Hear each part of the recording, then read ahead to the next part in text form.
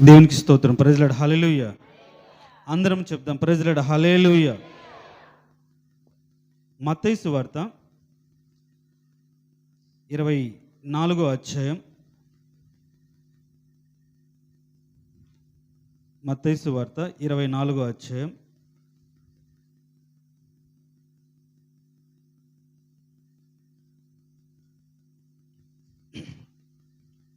మూడు 4 వచనాలు. ఆయన ఒలీవ కొండ మీద కూర్చుండి ఉన్నప్పుడు శిష్యులు ఆయన యొద్దకు ఏకాంతముగా వచ్చి, ఇవి ఎప్పుడు జరుగును, నీ రాకడను ఈ యుగ సమాప్తిని సూచనలేవి మాతో చెప్పుమనగా, యేసు వారితో ఇట్లను, ఎవడును మిమ్మును మోసపరచకుండా చూచుకున్నది చాలు.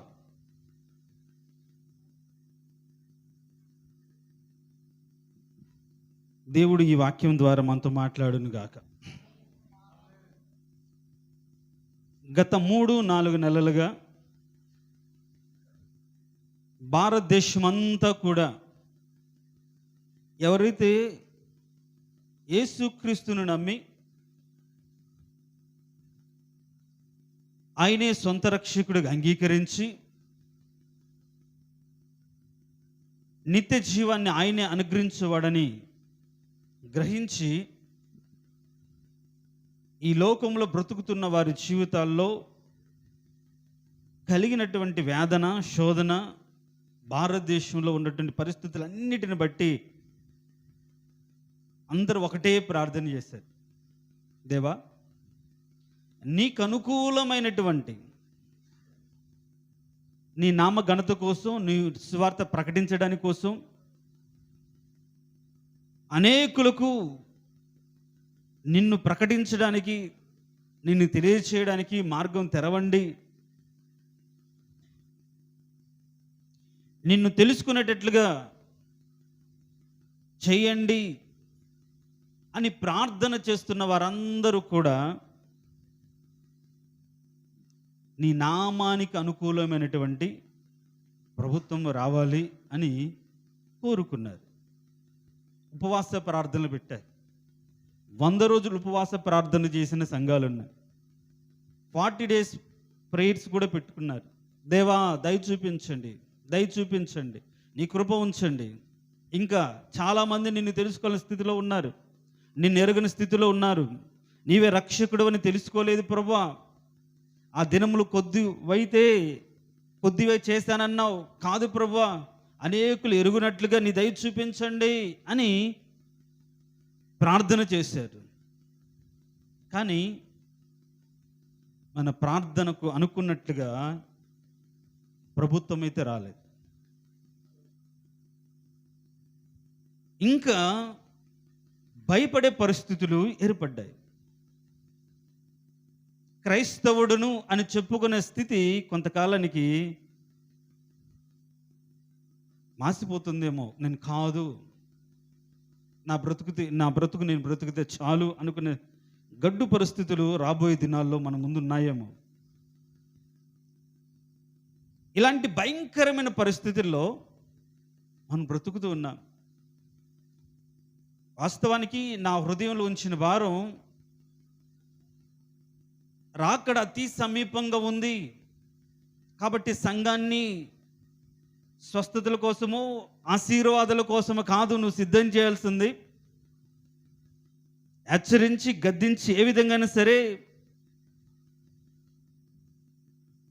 ఆయన సన్నిధిలో నిందారహితంగా నిలబెట్టగల స్థితిలో నువ్వు సంఘాన్ని నడిపించాలి అని దేవుడు బలంగా ప్రేరేపిస్తున్నాడు. ద్రవ్యాన్ని సంపాదించుకోవడానికి, వస్త్రాన్ని సంపాదించుకోవడానికి, ద్రాక్ష తోటలు సంపాదించుకోవడానికి, ఒలివ చెట్లను సంపాదించుకోవడానికి ఇది సమయం కాదు. దేశమంతా క్షామం ఉన్నప్పుడు, తినడానికి తిండి లేక కూరాకులు వండుకుంటున్నప్పుడు కూడా వాటిల్లో చెడ్డ కూరాకు, చేదు కూరాకుతో వండుకునే స్థితిలో శిష్యులు బ్రతుకుతున్నప్పుడు దేవుని కృపను బట్టి కొత్త పిండి వేసి ఏదో చాలినంత ఆహారాన్ని తింటూ బ్రతుకుతున్న సమయంలో ఎవరో రొట్టెలు చేసుకొని వస్తే అవి కూడా 10 రొట్టెలు, ఇన్ని రొట్టెలు 100 మంది సరిపోతాయా అయ్యా అంటే ఖచ్చితంగా దేవుడు ఆశీర్వదిస్తాడులే అని ఎలీషా అన్నప్పుడు ఆ తెచ్చిన కొద్ది రొట్టెలు 100 మంది కూడా సర్దుకొని తిని మిగిలిన సిచ్యువేషన్లో నయమాను యొక్క డబ్బుకు, వస్త్రానికి గేహాజీ ఆశపడి పరిగెత్తాడు. దేశ పరిస్థితి గమనించలేని స్థితిలో స్వార్థం పెరిగిపోయి నేను నా కుటుంబం బాగుంటే చాలు, ఇలాంటి భయంకరమైన క్షమం దేశమంతా ఉంది, ఈయనేమో డబ్బులు తీసుకోడు, ఏమొద్దంటాడు, ఉన్న దాంట్లోనే బ్రతకాలి అంటాడు, నీతిగా బ్రతకాలంటాడు. ఇట్లయితే ఎవడ బతుకుతాడు? కుటుంబాన్ని పోషించుకోవాలి కదా. బాగా లోకంలో ఎలా ఉంటుందంటే ఏమి లేకపోతే దేవుడు ఎందుకు దీవించలేదు అంటాడు మనుషులు. ఒకరికి దీవెన ఆత్మస్థితి వారు కలిగి ఉన్న దాన్ని బట్టి కాదు. ఎప్పుడైనా గుర్తుపెట్టుకోండి, ఒకరిని దేవుడు దీవించాడంటే మంచి ఉద్యోగమో బిల్డింగో ఉన్న దాన్ని బట్టి కాదు, ఆస్తి అంతస్తుని బట్టి కాదు, ఆత్మీయ స్థితిని బట్టే ఉంటుంది. దానికి బెస్ట్ ఎగ్జాంపుల్ ఎవరు అంటే ధనవంతుడు లాజరే. బాగా ఆశీర్వదించబడ్డ వ్యక్తిగా ధనవంతుడు కనిపించాడు, కానీ పరలోకానికైతే ఆయన చేరలేదు. కాబట్టి ఈ లోకంలో మనుషులను మభ్యపెట్టి పై గచ్చుపూత పూసి లోకంలో నిజమైన సత్యాన్ని గ్రహించలేని స్థితిలో విశ్వాసాలు ఉంచి ఆ నమ్మిన వారే దేవుని విడిచిపెట్టి సంపాదనలు పడిపోయి దోచుకునే స్థితిలో ఉన్నప్పుడు అని అన్నాడు, ఇది సమయం కాదు. గ్రహించలేని స్థితిలో మనం ఉంటే, అర్థం చేసుకునే స్థితిలో మనం ఉంటే అది మనం అమాయకత్వంగా దేవుడు అంగీకరించడు. కానీ ఎందుకు నువ్వు తెలుసుకోలేకపోయావు? అయ్యా నీకు ఇచ్చాను, నువ్వు దాన్ని ఎందుకు షావుకారుల దగ్గర ఉంచి దాన్ని వృద్ధి చేసుకోలేకపోయావు అని దేవుడు ఒకరోజు ప్రశ్నించే రోజు ఉన్నప్పుడు, ఈరోజు మన జీవితాలు రేపు దేవుని ఎదుటి నిలబడ్డప్పుడు అంతగా నేను ఆలోచించలేదయ్యా, ఆ విషయం గురించి ఆ కోణంలో నేను ఆలోచించలేదు. ఎప్పుడు నా కుటుంబం నేను అనుకుంటున్నాను కాబట్టి నేను త్రోవ తప్పిపోయాను అని రేపు నువ్వు దేవుని ఎదుట నువ్వు చెప్పకుండానట్లుగా ఒక సిద్ధపాటు ఆలోచనతో మన విశ్వాసాన్ని, మన భక్తిని కొనసాగించాలనే ఉద్దేశంతో కొన్ని శ్రేష్టమైన విషయాలు మీతో పంచుకోవాలని ఆశపడుతున్నాను. దేవునికి స్తోత్రం, హల్లెలూయా. ప్రపంచ పరిస్థితులన్నీ మనకు అర్థమైపోతున్నాయి. యుద్ధాలు, కరువులు, ద్వేషం పెరిగిపోతుంది, దేశాల మధ్య పెరిగిపోతుంది. ఎన్ని తెలుసు కానీ ఎవడు బ్రతుకు వాడిదే, ఎవడి స్వార్థం వాడిదే. దేవుని గురించి ఆలోచన లేకుండా పోతుంది. ఇలాంటి పరిస్థితుల్లో మనము కూడా ఆ స్పృహ లేకుండా ఆయన అంటాడు, సూచక్రియ చూపించు అంటే మేఘావృతం అయితే వర్షం పడిద్ది, ఇంక అదే సూచక్రియ అంటాడు. మనం కొన్ని గ్రహించాలి. దేవుడు మనకు కొంత జ్ఞానాన్ని ఇచ్చాడు, కొంత తెలివినిచ్చాడు. వాటిని బట్టి మన ఆత్మీయతను మార్చుకోవాలి, నడుచుకోవాలి, బలపరుచుకోవాలి. అలా లేకపోతే ఇంత భక్తి చేసి ఎక్కడ ఉంటామంటే బయట ఉండిపోతాం. బయట ఉండిపోవడానిక మీరందరూ దేవుని నమ్ముకుంది? విడవబడ్డానిక దేవుని నమ్ముకుంది? కేవలం ఇక్కడ ఆశీర్వాదకరంగా బ్రతకడానిక దేవుని నమ్ముకుంది? ఎవడు చూస్తున్నాళ్ళే ఇక్కడ బాగుంటే చాలు, అందరు బాగున్నారు అనుకుంటే చాలని భ్రమలో బ్రతకడానికే విశ్వాసం? ఇదంతా ఒక భ్రమ. వీటిని మనం తప్పించుకొని దేశ పరిస్థితులు మారిపోయినప్పుడైనా సరే మనం కాస్త జ్ఞానంతో ఆలోచించి, వాక్యం ఏం చెలవిస్తుంది, చివరి దినాల్లో ఉన్న పరిస్థితులు ఏంటి, ఇంతకు మనం సిద్ధపడి ఎలా ఉండాలి, మనం ఎందుకు బ్రతకాలి, ఏం సిద్ధపరచుకోవాలి, ఏం సంపాదించుకోవాలి, ఎలా జీవించాలి అనే ఆలోచనలో మనం బ్రతకకపోతే మన యొక్క భక్తి వ్యర్థమైపోతుంది. కాబట్టి మనం అనుకున్నట్లుగా పరిస్థితులు లేవు, మరి ఈ పరిస్థితుల గురించి వాక్యం ఏం సెలవిస్తుంది అంటే ఒక మాట మనం చూద్దాం. చూడండి, మనం చదివిన మత్తయి సువార్త 24వ అధ్యాయంలో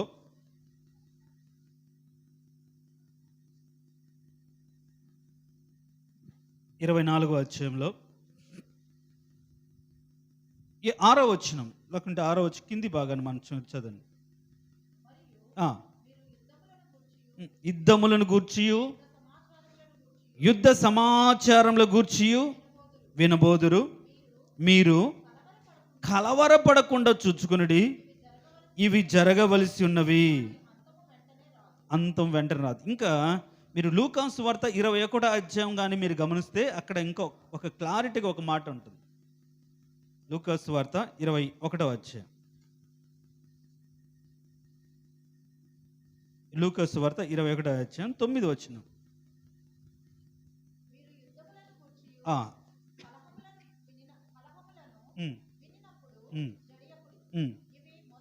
ఇవి మొదట జరగవలసి ఉన్నవి. చాలు చాలు. చూడండి, దేవుని యొక్క రాకడ మొదట్లో ఏం జరుగుతుంది, దేన్ని బట్టి రాకడ అతి సమీపంలో ఉంది. శిష్యులందరూ వచ్చి యెరూషలేము పాడైపోతుంది, రాతి మీద రాయి నిలబడనని దినాలు వస్తాయి. ఎన్నోసార్లు సమాధాన సంబంధమైన సంగతులు మీతో చెప్పాలనుకున్నాను కానీ మీరు వల్లకపోయారు, లోబడకపోయారు. కాబట్టి మీ ఇల్లు మీకు విడవబడుతుంది, మీరు నాశనం అవుతారు అని వారి అంతమును గూర్చి యేసు ప్రభు చెప్పినప్పుడు శిష్యులకు భయం వచ్చి, అంత్య దినాలు ఎలా ఉంటాయి ప్రభువా, లోకం అంతరించిపోయే రోజులు ఎలా ఉంటాయి, దాన్ని మేము గమనించవచ్చా, మేము దాని గురించి ఆలోచించే విధంగా ఇవి అంత్య దినాలు అని చెప్పుకోవడానికి ఏవైనా సరే కొన్ని సూచనలు ఏమైనా ఉన్నాయా, మేము ఏ విధంగా సిద్ధపాటు కలిగి ఉండాలి, మమ్మల్ని మేము ఏ విధంగా సిద్ధపరచుకోవాలి, నీ రాకడి దినాలు ఎలా ఉంటాయి అని ఏకాంతంగా యేసు ప్రభు వచ్చి ఉన్నప్పుడు వాళ్ళు వచ్చి అడిగినట్టుగా పోయి వచ్చిన వాళ్ళు ఉన్నారు. అంత్య దినాలు అంటే లోకం గతించిపోయే దినాలు, భూమి కూడా మిక్కుటమైన వేండ్రంతో లయమైపోయేటువంటి రోజులు, దేవునికి ఉగ్రత దేశం మీదకి వచ్చి నాశనమయ్యేటువంటి దినాలు. మన వాక్యానుసారంగా చూస్తే 7 ఏళ్ల శ్రమల కాలం కావచ్చు. దేవుడు అంటే ఎవరైతే యేసు ప్రభువును నమ్ముకొని నీతిని కాపాడుకున్న వారు మహిమ రూపము దాల్చి ఆయనతో కూడా 7 ఏండ్ల విందులో ఉండే దినాలు కావచ్చు. లోకం అంతరించిపోయే ముందుగా లోకం యొక్క స్థితి ఏ విధంగా ఉంటుంది, దేన్ని బట్టి మనం సిద్ధపరచుకోవాలి అని అన్నప్పుడు యేసు ప్రభు చెప్పిన మాట ఒకటే. ఇప్పుడు మనం జరగవలసి ఉన్నవి అనే మాట నేను ఎందుకు చెప్పానంటే, మనం అనుకున్నవి చివరి దినాల్లో జరగవు, దేవుడు అనుకున్నవే జరుగుతాయి. అర్థమవుతుందా? దేశవ్యాప్తంగా ఉపవాస ప్రార్థనలు చేశారు, నీకు అనుకూలమైన ప్రభుత్వమే రావాలి ప్రభువా, నిన్ను ప్రకటించడానికి స్వేచ్ఛ ఉండే ప్రభుత్వమే రావాలి. కానీ వచ్చిందా? రాలేదు. అంటే ప్రార్థనలు వ్యర్థమైనయా? కాదు. దేవుడు ఏదైతే జరగడానికి నిర్ణయించాడో అది జరుగుతుంది. దేవునికి ఏర్పాటును మార్చడానికి మనం ఎంతటి వారము? మన వ్యక్తిగత జీవితాల్లోనో ఏవైనా సరే మనం దేవుని సన్నిధికి వచ్చి ప్రార్థన చేస్తే దేవుడు కనికరిస్తాడు, దయ చూపుతాడు. హిజ్కియా సైతం దేవుని సన్నిధిలో మోకరిల్లి కన్నీరు కార్చి 15 సంవత్సరాల ఆయుష్ పొందుకున్న తర్వాత ఆయన గర్వించిన వాడై దాన్ని సంపాదించుకున్న దాన్ని బబులోను దేశస్తులు వచ్చి అడిగినప్పుడు మొత్తం దేశం అంతా చూపించినప్పుడు ఆయన అంటాడు వచ్చి, ప్రవక్త వాళ్ళు ఏమేమి చూశారో మొత్తం ఎత్తుకొని పోతారు అని అన్నప్పుడు ఈయన కన్నీళ్లు కారుస్తారు. అయ్యా అంటే అప్పుడు ఏమంటాడంటే, ఇది నీ దినాల్లో జరగదు అంటాడు.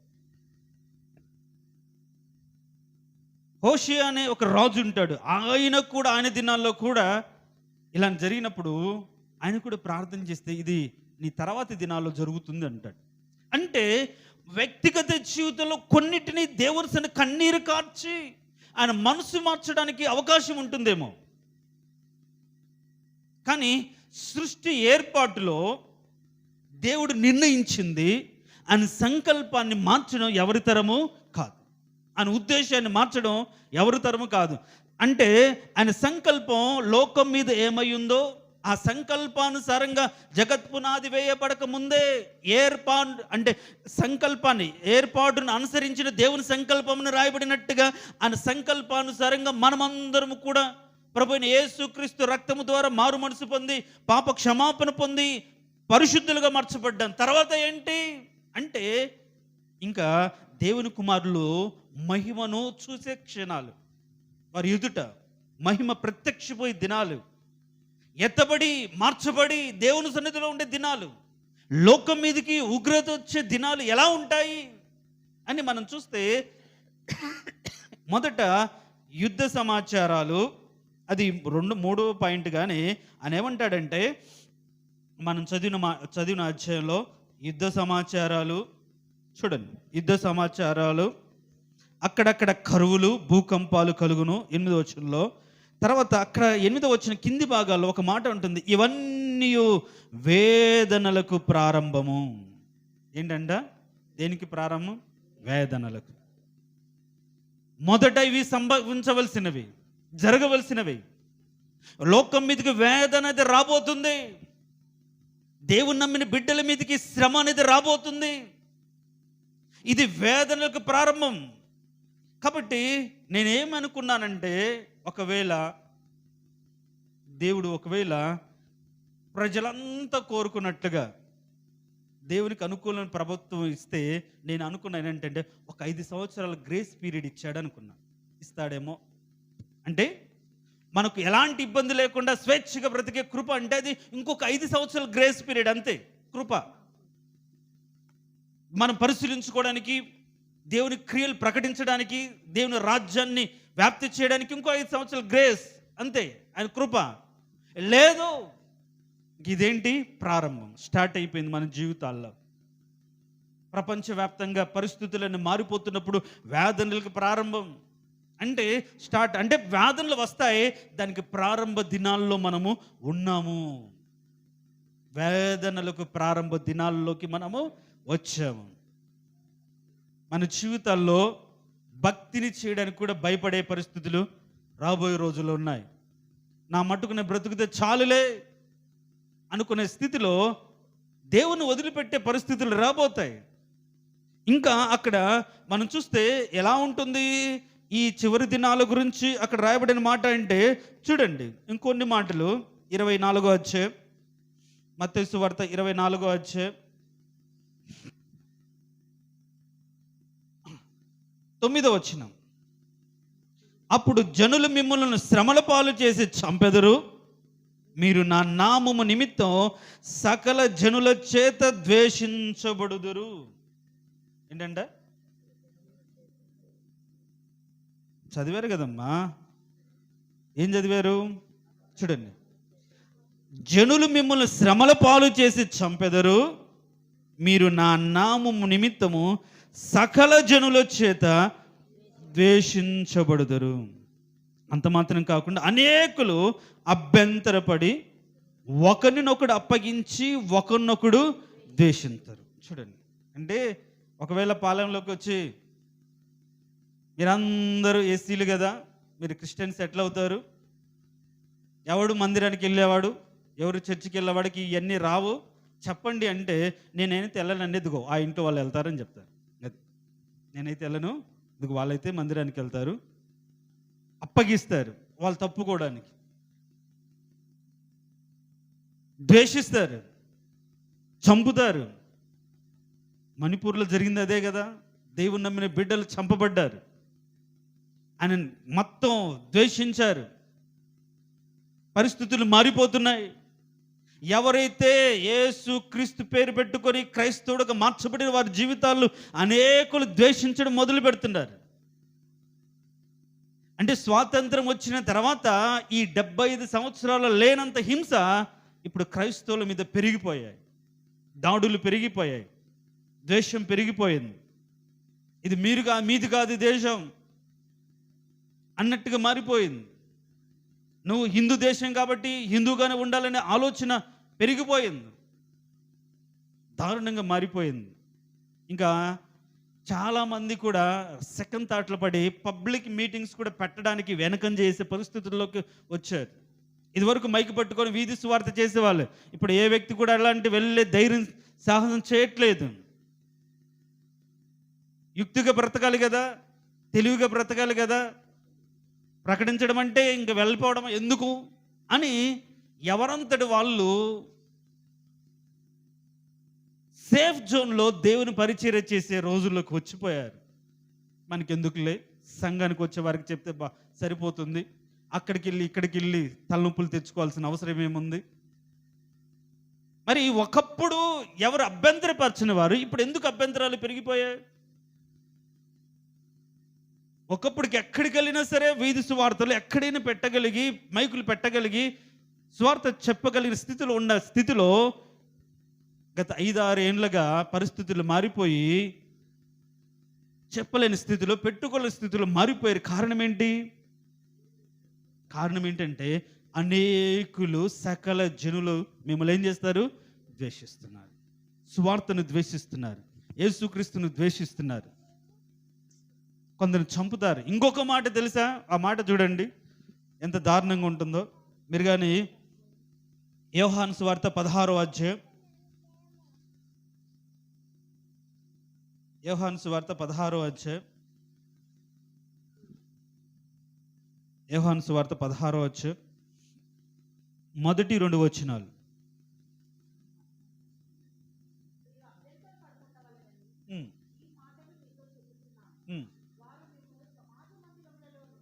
వారు మిమ్మును సమాజ మందిరములో నుండి వెలివేయుదురు. చూడ, మిమ్మును చంపు ప్రతివాడు తాను దేవునికి సేవ చేయుచున్నాడని అనుకొని కాలము వచ్చుచున్నది. ఏంటంట చెప్పండి? చంపేవాడు, ద్వేషించేవాడు కూడా అది కూడా ఒక సేవగానే ఫీల్ అయ్యే వాళ్ళు వస్తున్నారు. మేము మా దేవునికి సేవ చేస్తున్నాం. చూడండి,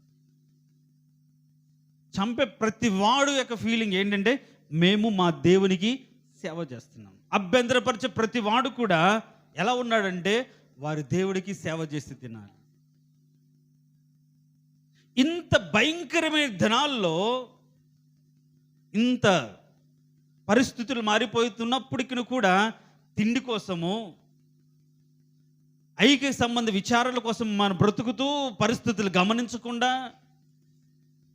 తెలిసినా కూడా వాటి గురించి ఆలోచించకుండా బ్రతుకుతే మన భక్తి ఎంత ప్రమాదకరమైన పరిస్థితిలో ఉందో అర్థం చేసుకోవాలి.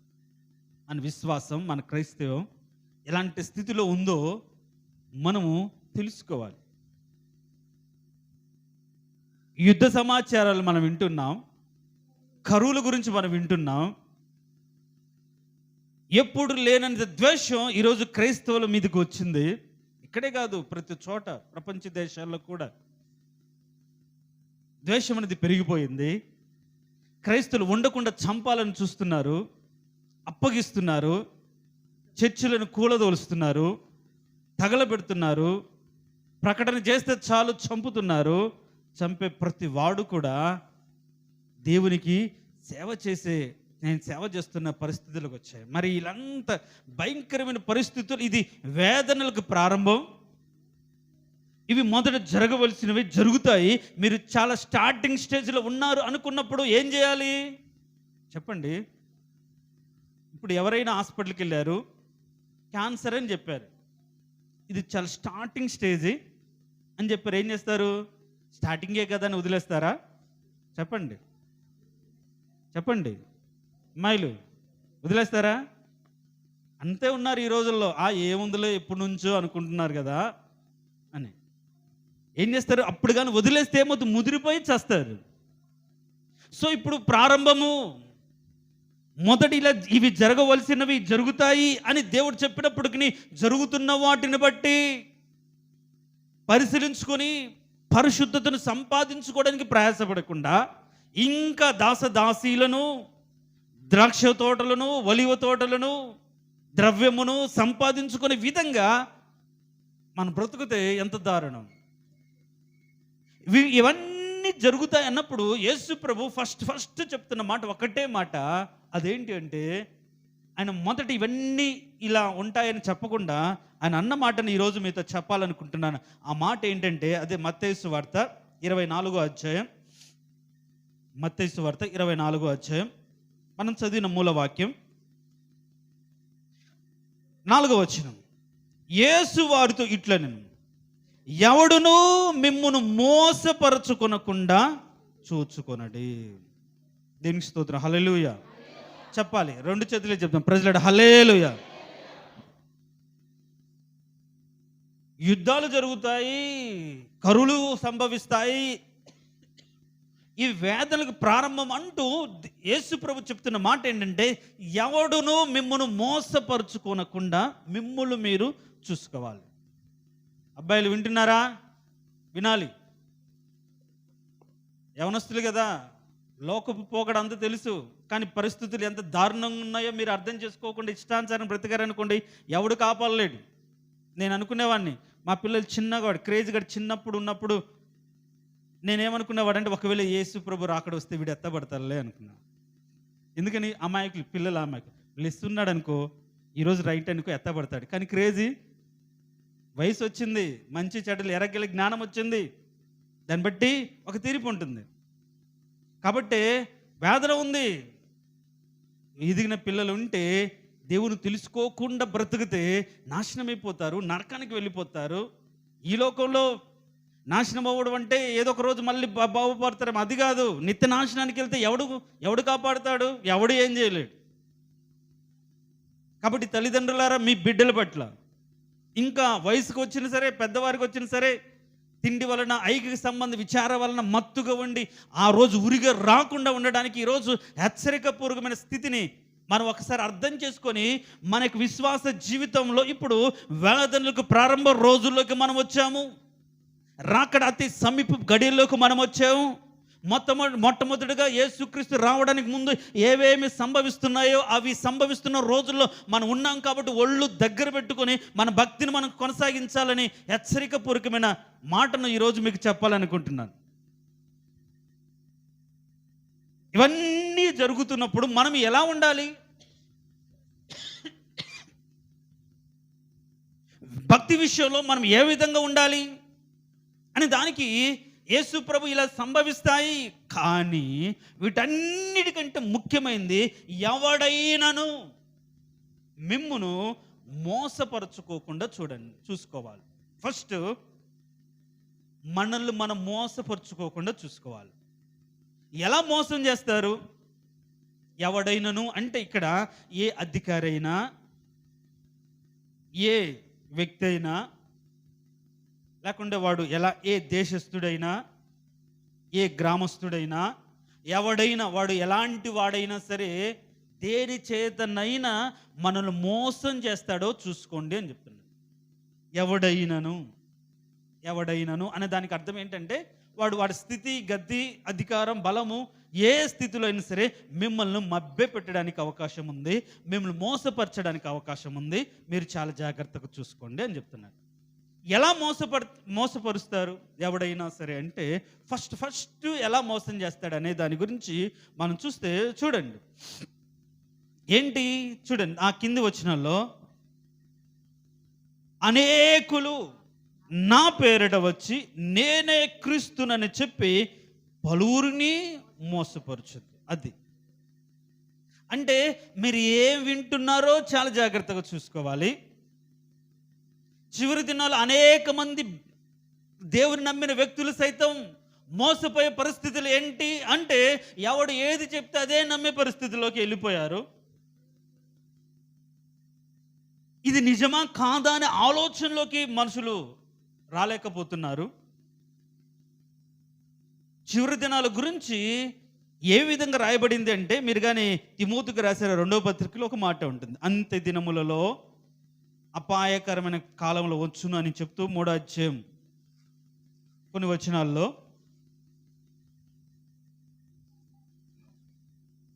మొదటి నుంచి నేను చదువుతాను చూడండి.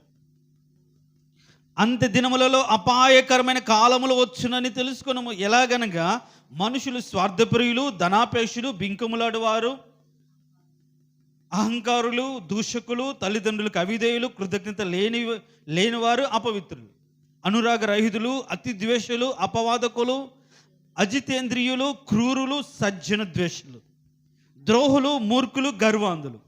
4వ వచనం, దేవుని కంటే సుఖానుభవం ఎక్కువగా ప్రేమించువారు. 5వ వచనం ఏంటంటే, పైకి భక్తి గల వారి ఉండి దాని శక్తిని ఆశ్రయించు వారిని ఉందురు. 6వ వచనం చూడండి, ఆశ్రయించని వారై ఉందురు. 6వ వచనం, వారు పాపభరితులై నానా విధములైన దురాశ వలన నడిపింపబడి ఎల్లప్పుడూ నేర్చుకొనుచున్నను సత్య విషయమైన అనుభవ జ్ఞానం ఎప్పుడు పొందలేని వారు. తర్వాత 8వ వచనంలో కింది భాగం, విశ్వాస విషయములో భ్రష్టులై సత్యమును ఎదురింతురు. అంత్య దినములు అపాయకరమైన కాలములు. కాలం అపాయం కాదు, ఇక్కడున్న క్యారెక్టర్స్ని బట్టి అపాయం అంతే.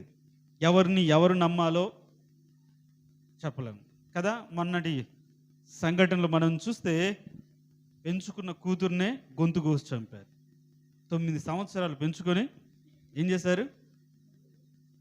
ఎవరైతే కన్న తల్లి కాదు అనే ఒక కారణంతో, ఆస్తి రాదు అనే కారణంతో, చివరి దినాల్లో ఎంత స్వార్థం పెరిగిపోయింది. 6 నెలల వయసులో తెచ్చుకొని 9 సంవత్సరాలు పెంచుకొని గొంతు కోసి చంపడం తెలుసా? లేదా? మనుషులు అలా మారిపోయారు. కారణం ఏంటి? స్వార్థం. అక్కడ ఏముంది? అక్కడ మనం చూస్తే స్వార్థపరులు, అనురాగ రహితులు. ప్రేమ అనేది ఉండదు, ద్వేషం ఉంటుంది. స్వార్థం వస్తే ఎంతటి పైన చేయడానికి వెనకాడరు. దీన్ని బట్టి ఎవరు నమ్మాలో ఎవరు నమ్మకూడదు. అందుకని ఈవెన్ చిన్నపిల్లలను కూడా తెలిసిన వాళ్ళని పంపించలేని స్థితిలో రోజులు మారిపోయాయి. రోజులు మారిపోవడం అంటే మనుషుల యొక్క మనస్తత్వాలు మారిపోయాయి. కాబట్టే అపాయకరమైన కాలాలు వచ్చాయి. ఈడు మనవాడు, నమ్మకంగా ఉండొచ్చు అని చెప్పడానికి ఎవరిని కూడా నమ్మడానికి లేకుండా పోయింది. భక్తి చేస్తున్న అనుకోవడానికి కూడా లేకుండా పోయింది. వాడు పైకి భక్తి, కానీ దేవుడి శక్తి అంటూ లేదు. రోజు నేర్చుకుంటూనే ఉంటాడు, రోజు మందిరానికి వస్తుంటే కానీ సత్య విషయం అనుభవ జ్ఞానం వాళ్ళు ఎంత మాత్రం నేర్చుకోరు. వింటనే ఉంటారు. అక్కడ రాయబడిన మాట, ఎల్లప్పుడూ నేర్చుకొనుచున్నాను. ఎప్పుడు వింటనే ఉంటారు కానీ ఏంటి? సత్య విషయ అనుభవ జ్ఞానం ఎల్లప్పుడూ వారు పొందలేకుండా ఉంటారు. నేర్చుకుంటూనే ఉంటారు, సంవత్సరాలుగా తెలుసు, కానీ సత్యంలో బ్రతకరు, నీతిగా బ్రతకరు, యథార్థంగా బ్రతకరు.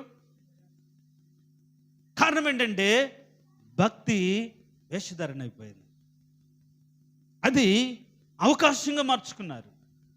అది మనుషులకు చెప్పుకోవడానికి ఒక ముసుగు అయిపోయింది భక్తి. ఈ రోజుల్లో మేము మంచివారం అని చెప్పుకోవడానికి, మేము మారిపోయామని చెప్పుకోవడానికి సాక్ష్యం ఏంటి? భక్తే కదా. ఒకప్పుడు ఇలా ఉన్నాం, మేము ఇప్పుడు ఇలా ఉన్నాం అని చెప్పే ఒక ముసుగు వేసుకొని, ఆ ముసుగులో మనుషులను మోసం చేస్తూ, మాయ చేస్తూ, మందిరానికి వస్తూ నేర్చుకుంటూనే ఉంటారు కానీ పొందలేరు.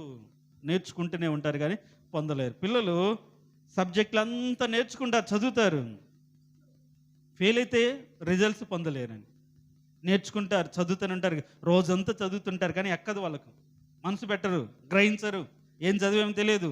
ఆ రాయిసేటప్పటికి ఏమొస్తుంది? ఒక క్లారిటీ ఉంటాయి కదా, శ్రద్ధ పెట్టి చదివితే కదా, మనసు పెట్టి చదివితే కదా, అది అర్థం చేసుకోకుంటేనే కదా గ్రహింపు అనేది రాగలుగుతుంది. ఏదైనా సరే అర్థమైంది అంత ఈజీగా మన మనసును వదిలిపోదు. అర్థం కాకపోతేనే సందేహం ఉంటుంది. కాబట్టి నేర్చుకుంటూనే ఉంటారు. భక్తి, ప్రార్థన ఇలా చేయాలి నేర్చుకుంటారు, విశ్వాసంలో ఇలా ఉండాలి నేర్చుకుంటారు, పరిశుద్ధతని ఇలా పొందాలి నేర్చుకుంటారు, నీతికి ఇలా బ్రతకాలి నేర్చుకుంటారు, కానీ వాళ్ళ బ్రతుకులో ఏది పొందలేదు. అంత మాత్రం కాకుండా కింద 8వ వచనంలో మనం చూస్తే, విశ్వాస విషయంలో భ్రష్టులై ఏం చేస్తారు? ఇది సత్యము అంటే దాన్ని ఎదిరిస్తారు. వాళ్ళు చెప్పేవాళ్ళయ్యా, ఈ రోజుల్లో ఎవడుంటాడు ఇలా. అంత మాత్రం కాదు, ఎలా తయారవుతున్నారంటే చూడండి, తిమోతికి రాసిన పత్రికలోనే ఇంకొక మాట నేను రాసుకున్నట్టు మాట, తిమోతికి రాసిన మొదటి పత్రిక 4వ అధ్యాయం. మొదటి పత్రిక 4వ అధ్యాయం.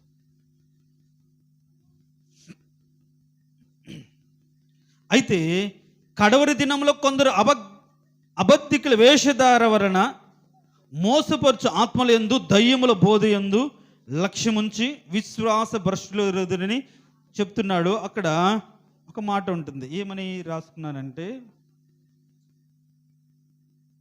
దయ్యముల బోధ రెండో పత్రికలోనే, తిమోతికి రాసిన రెండో పత్రిక 4వ అధ్యాయం 3-4 వచనాలు.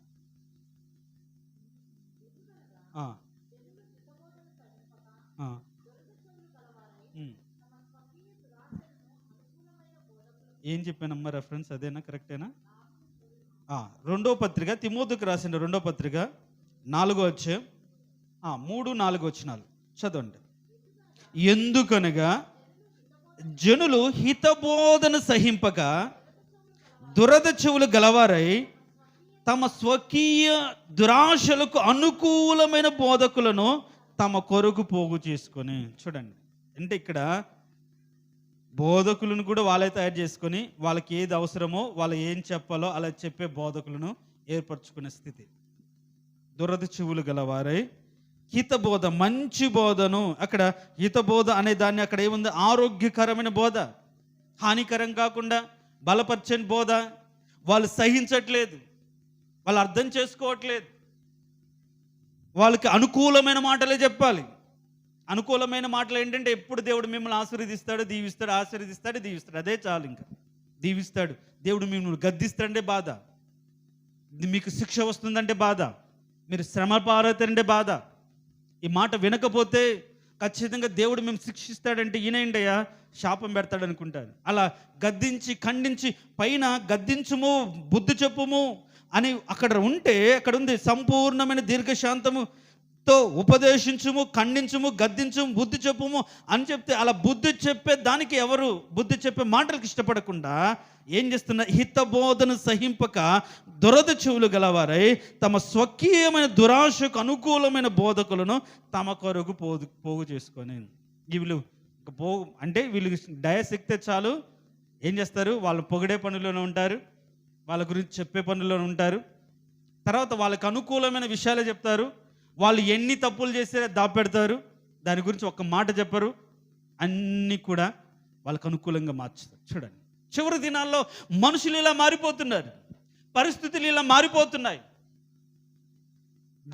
మీరు ఏ వింటున్నారో దాన్ని జాగ్రత్తగా ఉంచుకోండి. అనేకులు నా పేరటనే వస్తారు, నేనేం చెప్తారు, నేను చెప్పినట్టు చెప్తారు, కానీ వాళ్ళు సత్యాన్ని గ్రహించకుండా, నీతిని ఎరగకుండా, పరిశుద్ధతలో బ్రతకకుండా మిమ్మల్ని తప్పుదారి పట్టించి ఎలా బ్రతికినా సరే దేవుడు దీవిస్తాడు అన్న స్థితికి మనుషులను తీసుకొచ్చి లోకంలో బ్రతుకుతున్నాం కాబట్టి కొన్ని లోక సంబంధమైన పనులు చేయాల్సిందే అనే స్థితికి మనుషులను మభ్యపెట్టి వాళ్ళు ఏం చేస్తారంటే మనుషుల ఇష్టాలను బట్టి బోధ చేసి వాళ్ళు ఏం చేస్తారంటే క్రీస్తులో సరిగా ఉండకుండా చేస్తుంటారు. చివరి దినాల్లో బోధ ఎలా ఉంటుంది, ఎలాంటి బోధకులు బయలుదేరుతారు, ఎలాంటి బోధ లోకంలో పెచ్చరిల్లిపోతుంది, పెరిగిపోయింది. ఎవరైనా బుద్ధి చెప్పే విధంగా, ఎవరైనా గద్దించే విధంగా, ఎవరైనా సరే శిక్షించే విధంగా ఈ లోకంలో బోధ అనేది జరగకుండా ఏం జరుగుతుందంటే, బాధలో ఉన్నావా దేవుడు నిన్ను దీవిస్తాడు, శ్రమలో ఉన్నావా దేవుడు నిన్ను రక్షిస్తాడు. రక్షించకుండా ఉండడు, దీవించకుండా ఉండడు, కానీ నీతిగా బ్రతకాలి కదా. నీతిమంతుడు కలుగు శ్రమలు అనేకములు ఉన్నాయి కదా. రక్తము ద్వారా నువ్వు నీతిమంతుడిగా తీర్చబడిన తర్వాత అనేక శ్రమల ద్వారా నువ్వు పరలోక రాజ్యంలో చేరాలనే మాటని ఈరోజు ఎవరు చెప్పట్లేదు. దురదృష్టలు కలిగి వాళ్ళకు అనుకూలమైన బోధకులను ఏర్పరచుకుని బోధ వింటారు. ఇంకా ఏముంటుంది, కల్పన కథల వైపు తిరుగు కాలం. వాక్యం చెప్పరు, వాక్యంలో ఉన్న సత్యము చెప్పరు, లోక సంబంధమైన ముచ్చట్లు. ఇప్పుడు ఒకవేళ నేను చెప్పాలనుకోనండి, ఇప్పుడు ఆ చనిపోయిన అమ్మాయి గురించి ఎనాలిసిస్ చేసి చెప్పలేనా, ఎందుకు ఎలాంటి మైండ్ సెట్ ఉంటే అలా జరుగుతుంది అని వాక్యాన్ని తప్పించి వారి క్యారెక్టర్ విశదీకరించి దాన్ని హైలైట్ చేసి, ఎందుకంటే అది బర్నింగ్ ఇష్యూ కాబట్టి చాలా చాలా ఈజీగా వింటారు, కానీ సత్యం కాదు కదా. నీతిని కాపాడుకునే విధానం అక్కడ ఉండదు కదా. కాబట్టి కల్పన కథలు జరగకపోయినా జరిగే విధంగా చెప్పేవాళ్ళు, జరిగాయని చెప్పుకునే వాళ్ళు అలాంటి కాలంలోకి వెళ్ళిపోతున్నారు. కాబట్టి మొట్టమొదటిగా యేసు ప్రభు ఏం చెప్తున్నారంటే, నేనే క్రీస్తునని చెప్పేవాళ్ళు నా పేరిట వచ్చే బోధకులు ఉంటారు, అబద్ధ బోధకులు ఉంటారు. కాబట్టి దాన్ని మీరు గుర్తించాలి. కరువులు, కష్టాలు, బాధలు వచ్చే అన్నీ మనం చూస్తుంటే, కానీ మన నీతిగా బ్రతికే విషయంలో, సత్యాన్ని అనుసరించే విషయంలో ఎలాంటి బోధను మనం అనుసరిస్తున్నామో మనము గుర్తెరగలేని స్థితిలో ఒక భ్రమలో చివరి దినాల్లో బ్రతుకుతున్నారు. నేర్చుకుంటున్నా పొందలేని స్థితి, సత్యాన్ని ఎదిరించే స్థితి, వాళ్ళ జీవితాల్లో అవిధేయత ఉంటుంది, అహంభావం ఉంటుంది, స్వార్థం ఉంటుంది. అక్కడ సజ్జన ద్వేషులు అంటున్నారు. ఎవరైతే నీతిగా బ్రతుకుతుంటారో నిందేసే వాళ్ళు. అందుకనే అంతకుముందు కూడా చెప్పాను, నీతిమంతులకి ఎందుకు శ్రమలు అంటే ఉత్తమమైన దాన్ని అనుసరిస్తున్నారు కాబట్టి ఏమవుతున్నారు, శత్రులు అవుతున్నారు. వాళ్ళు ఉండలేరు, ఉన్నవారిని ఏం చేస్తారు, బురద జల్లుయే విధంగా మనుషులు మారిపోతున్నారు. ఇలాంటి భయంకరమైన రోజుల్లో మనం బ్రతుకుతున్నాం. అంటే కడవరి దినాల్లో మన ఆది అపోస్తులు మనం చూస్తే సంఘమంతా కూడా ఒక నిత్యమైన అంటే భక్తితో, ఒక శ్రమతో, ఒక వైరాగ్యముతో, ఎవరి ఆస్తి కూడా తమది కాదనకుండా అందరు పంచిపెట్టి సమానంగా అనుకుంటూ, ఒకరి మీద ఒకరు ఆధారపడి, ఒకరు ప్రేమను పంచుకుంటూ, శ్రమలో ఒకరికి తోడుగా ఉండి బలంగా అభివృద్ధి చెందిన సంఘం చివరి దినాలకు వచ్చేటప్పటికి సంఘంలో ఉంటారు, కానీ ఒకరంటే ఒకరు పడదు, ఒకరంటే ఒకరు ద్వేషం, ఒకరి మీద ఎప్పుడు కూడా సాడీలు, ఒకరి గురించి ఎప్పుడు మాట్లాడుకోవడాలు, ఒకరికి ఏదైనా ఒక చిన్న తప్పు జరిగితే దాన్ని భూతత్వంలో పెట్టి చూసి వాళ్ళను గబ్బులైపోయి బజారుకి ఇచ్చి చేసే రకాలు ఎక్కడ, సంఘంలోనే. మనుషులు చివరి దినాల్లో ఎంత దారుణంగా, అంటే ఒకవేళ ఆ క్యారెక్టర్లో మనం ఉంటే మన బ్రతుకులో ఎంత భయంకర స్థితిలో ఉన్నాము చూడ. అంటే నువ్వు సత్యాన్ని ఇరిగి నీతిలో బ్రతకట్లేదన్నమాట. పైకి మాత్రం భక్తి, లోపల శక్తి లేదు, ఆ నెమ్మది లేదు. కాకపోతే ఏమంటున్నా, ఎల్లప్పుడూ కూడా నేర్చుకోవడానికి మందిరికాని వస్తున్నా. కరెక్ట్ కాదండి. దేవుడు మీరెవరో నాకు తెలియని అని అంటే చాలా ఇబ్బంది పడతాం. కాబట్టి నువ్వు ఏ వింటున్నావో నువ్వు చాలా జాగ్రత్తగా అర్థం చేసుకోవాలి. చివరి దినాల్లో మనుషులకు మనస్తత్వాలు ఎలాంటివో అర్థమైంది. మనము ఎలా బ్రతుకుతున్నామో అర్థం చేసుకోవాలి.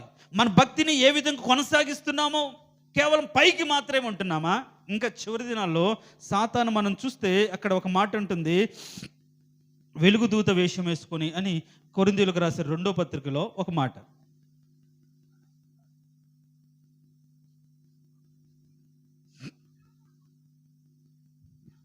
కొరింథీయులకు రాసిన 2వ పత్రిక 11వ అధ్యాయం 13వ వచనం. మొదటి పత్రిక 2వ పత్రిక 11, 13.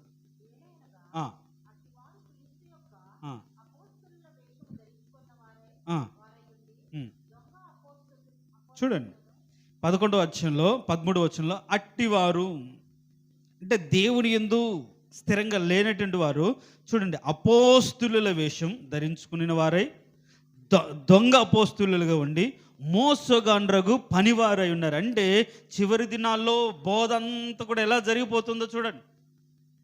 స్వార్థంతో కూడిన బోధ, దొంగ అపోస్తులత్వం, పేరుకు మాత్రమే యేసు ప్రభు యాజకుడిగా ఉంటూ లేకపోతే సేవకుడిగా ఉంటూ మనుషులు మభ్యపెట్టి వాళ్ళ యొక్క ఎమోషన్స్, వాళ్ళ యొక్క బలహీనతను క్యాష్ చేసుకొని వాళ్ళకు అనుకూలంగా మార్చుకునే వాళ్ళు ఎంతమంది లేకుండా పోతున్నారు. తీయటి మాటలు చెప్పి వాళ్ళ దగ్గర ఇన్ఫర్మేషన్ లాగి వాళ్ళకే ఏమైనా అంటే ఏమైనా అల్లి బుల్లి కబుర్లు చెప్పి వాళ్ళ యొక్క ఎమోషన్స్ను క్యాచ్ చేసుకునే రోజులు ఉన్నాయి. ఎంత దారుణమైన రోజులు మనం ఉంటాయి, ఎంత జాగ్రత్తగా ఉండాలి అంటే దీన్ని బట్టి నీ వింటున్న బోధ ఎలాంటిదో, నీకు చెప్తున్న బోధకుడు ఎలాంటి వాడో, ఎలాంటి స్థితిలో నువ్వు వాక్యం వింటున్నావో నువ్వు గుర్తెరగాలి. దీని గురించి మనం కొత్త నిబంధనలోనే కాదు, పాత నిబంధనలోవే కొత్త నిబంధనలో మనం చూస్తాం. మీరు కానీ ద్వితీయోపదేశకాండం ఒక మాట ఉంటుంది. ద్వితీయోపదేశకాండం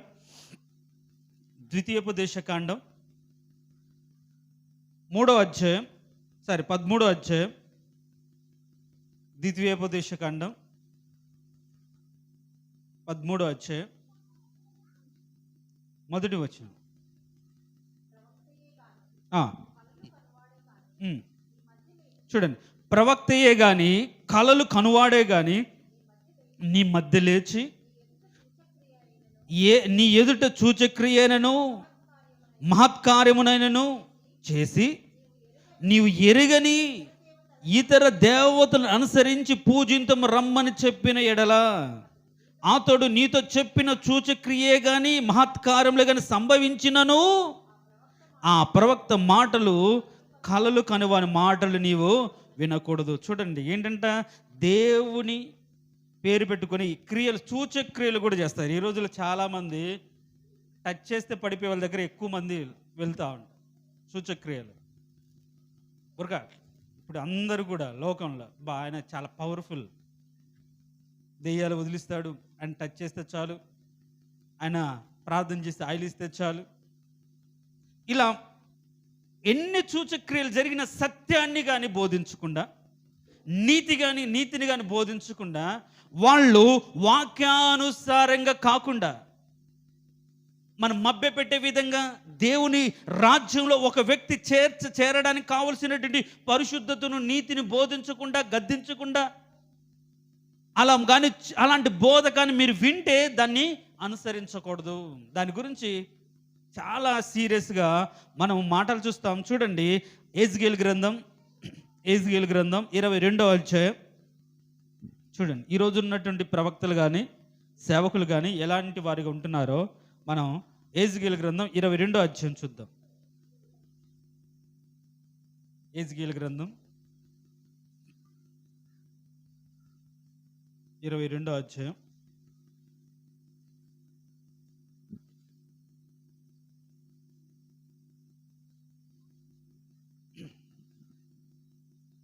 ఆ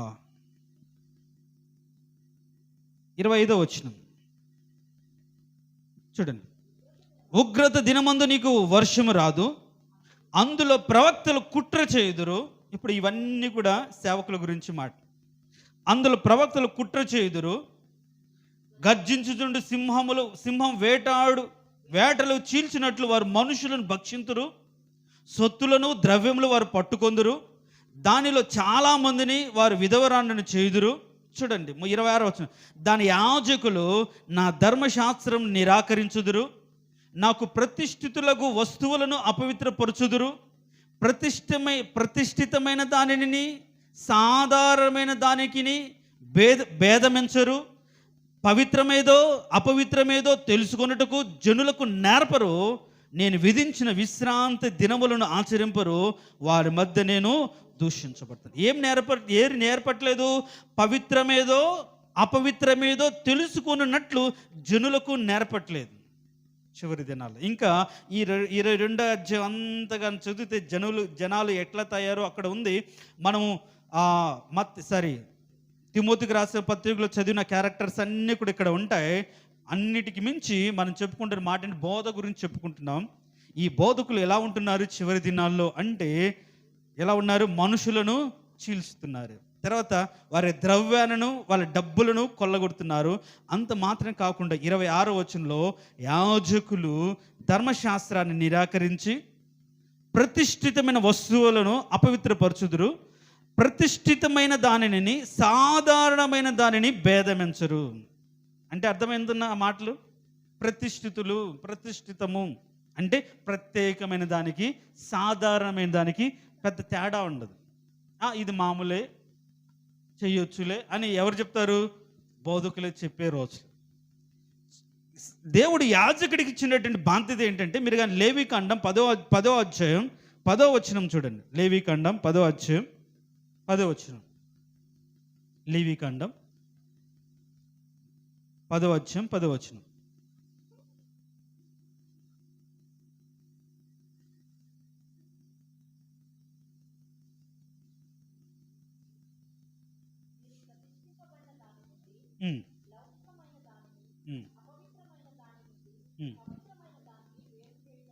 సరే చూడండి, ఇప్పుడు ఇక్కడ దేవుడు తన యాజకులకు ఇచ్చినటువంటి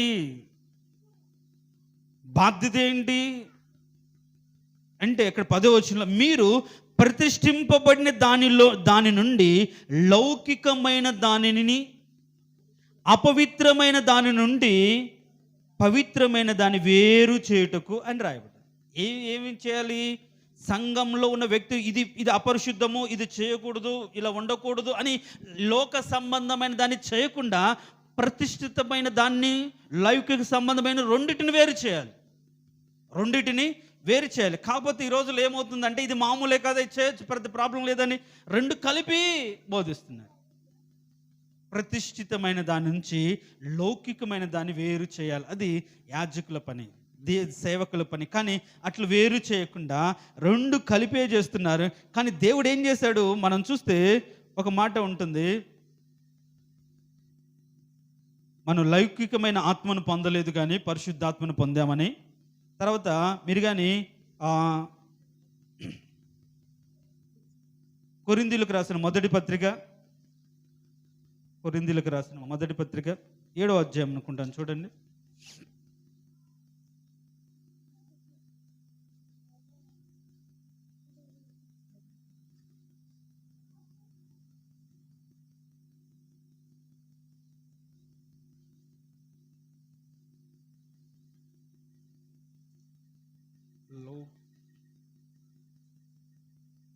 ఇక్కడ ఏమనుంది? 2వ అధ్యాయంలో ఒక మాట ఉంది, చూడండి.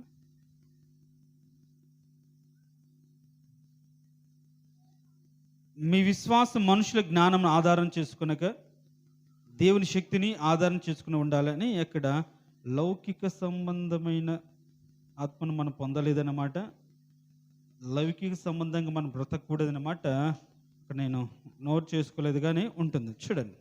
అంటే ఎక్కడ ఉందమ్మా? 2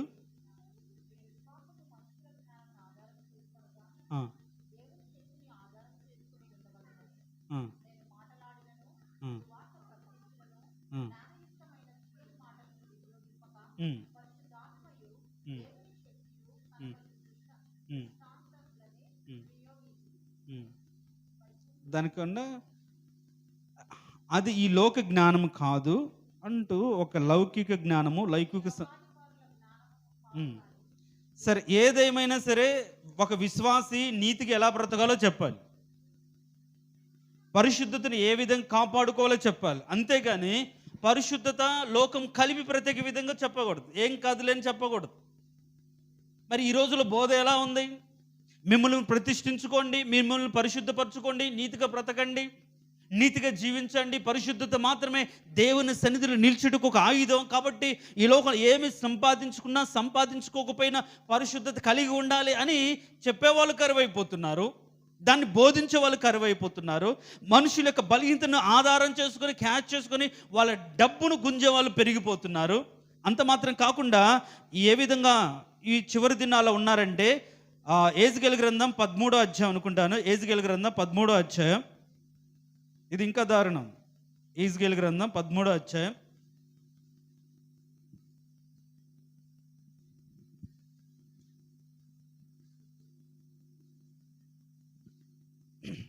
13వ అధ్యాయం 1 నుంచి చదువుతాను. మరి యెహోవాకు నాకు ప్రత్యక్షమై ఇలాగ సెలవిచ్చు, నరపుత్రుడా, ప్రవచించుచున్న ఇశ్రాయేలు ప్రవక్తలకు విరోధంగా ప్రవచించి మనసు వచ్చినట్లు ప్రవచించు వారితో నువ్వు ఇలాగ అంటే ప్రకటించమని చెప్తున్నాడు. ఏం చేస్తున్న వాళ్ళు? 3వ వచనంలో, దర్శనమేమీ కలగకుండాను స్వబుద్ధిని అనుసరించుచు అవేక ప్రవక్తలకు శ్రమ.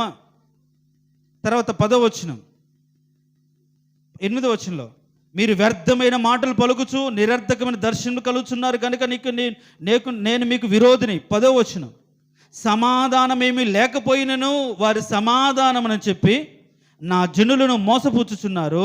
నా జనులు మట్టి గోడను కట్టగా వారు వచ్చి దాని మీద గచ్చుపూత పూస్తున్నారు. జనరల్గా సేవకుడు ఏం చేయాలంటే, వాళ్ళు కట్టుకున్నటువంటి మట్టి గోడలు అంటే లోక సంబంధమైన ఆచారాలను పడగొట్టి అపోస్తుల పునాది మీద వాళ్ళని కట్టి చేయాలి. కానీ వాళ్ళు ఒక గోడ కట్టుకున్నారు, మట్టి గోడ. ఇప్పుడు సేవకులు ఏం చేస్తున్నారు? దాని మీద ఏం చేస్తారు? గచ్చుపూత పోసి చాలా స్ట్రాంగ్ ఉంటుంది. ఏం కాదు, లోపల ఏముంటుంది?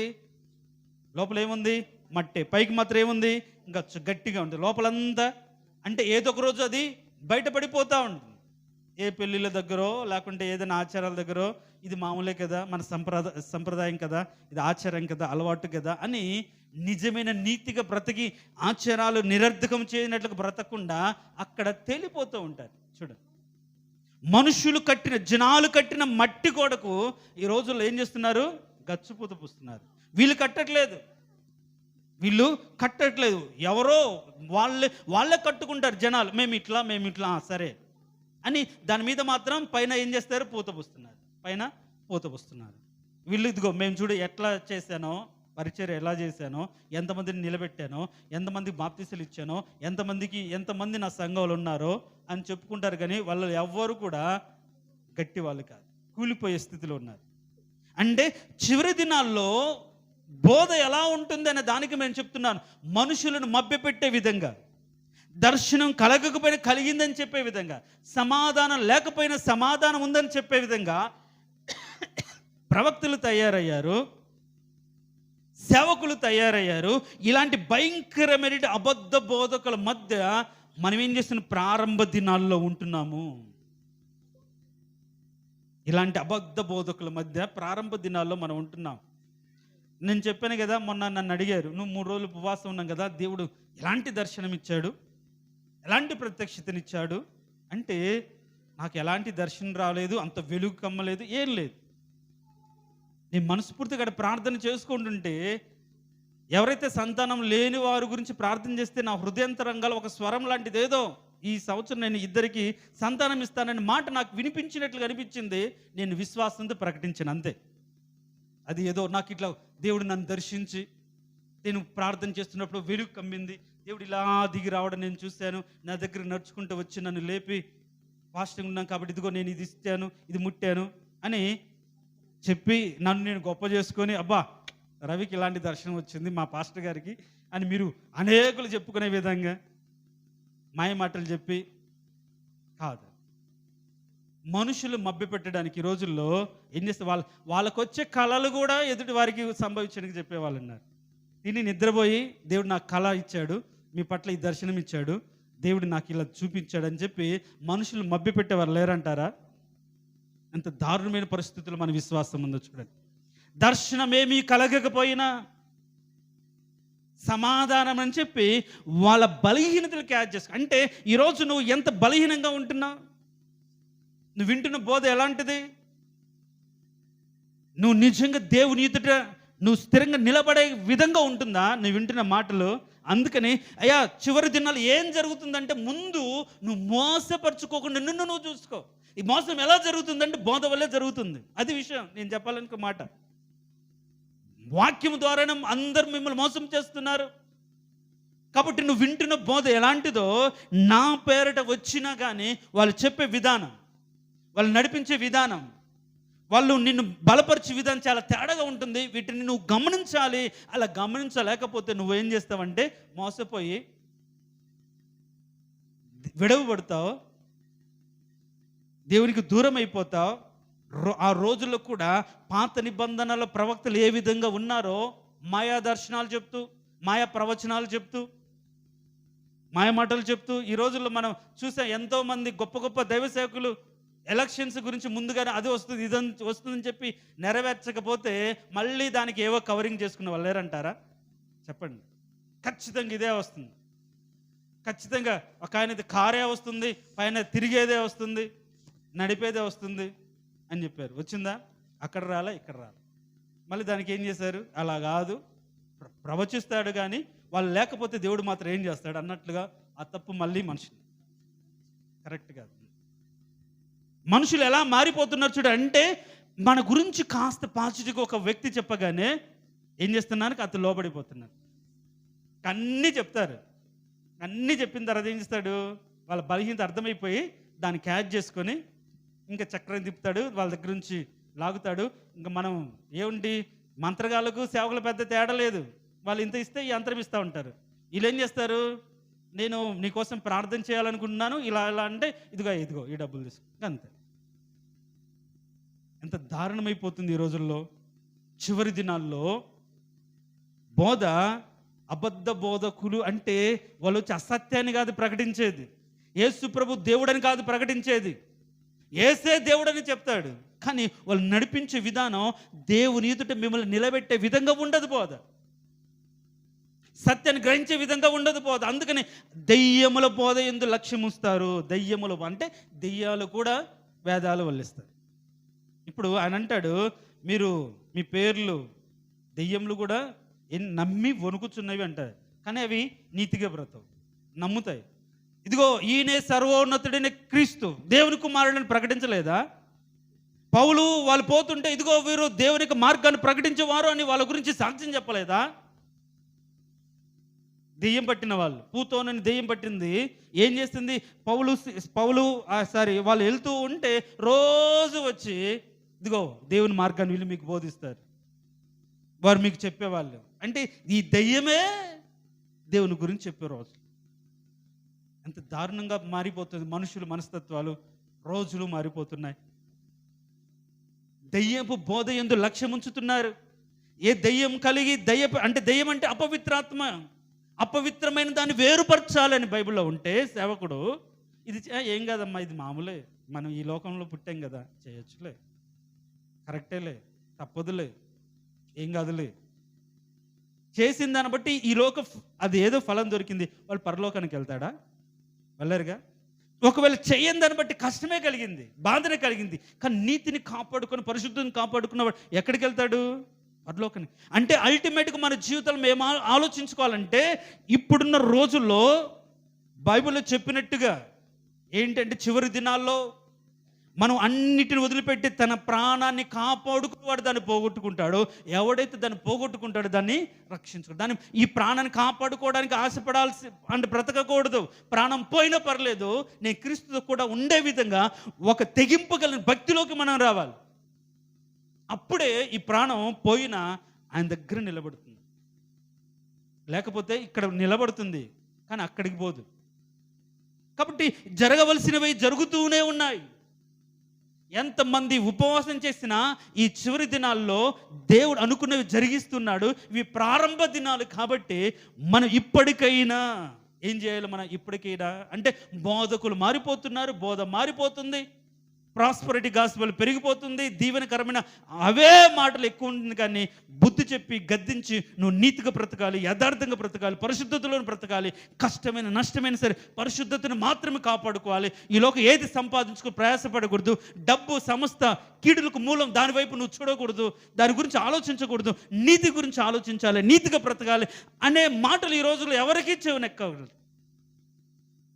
ఎవరికి చెవిని ఇష్టపడట్లేదు. ఎందుకంటే లోకంలో మేము దీవించబడిన వారికి చెప్పుకోవడానికి డబ్బు కావాలి, ధనం కావాలి, ఉద్యోగాలు కావాలి, ఆరోగ్యం కావాలి. నువ్వు దీవించబడిన వాడిని చెప్పుకుంటే ఒకవేళ ఈరోజు ఇక్కడ చెప్పబడతావేమో, కొన్ని దేవునికి రాజ్యంలోకి నువ్వైతే వెళ్ళావు. దేవునికి చిత్తాన్ని జరిగించే విధంగా మన బ్రతుకు ఉందా లేదా? నీ నామమును స్వస్థతలు చేశాం, నీ నామం ప్రవచించాం, అద్భుతాలు చేసామంటే అప్పుడు ఏమంటున్నాడు యేసు ప్రభు? మీరెవరో నేను ఎరగను. అంటే దేవుడికి తెలియదా? ఆయన వీళ్ళు చేసిన వాళ్ళందరూ ఎవరు? ఆయన నామముననే. కానీ ఆయన ఏమంటాడు? నేను నా తండ్రి చిత్తం. కాబట్టి ఈరోజు దేవునికి చిత్తానుసారంగా మనం బ్రతికే విధంగా ఉంటున్నామా? మన ఇష్టానుసారంగా మనం బ్రతుకుతున్నామా? ఏ విధంగా మనం బ్రతుకుతున్నాం? ఎలాంటి స్థితిలో మనం విశ్వాస జీవితాన్ని కలిగి వేదనల ప్రారంభ రోజుల్లోకి మనం వచ్చాం?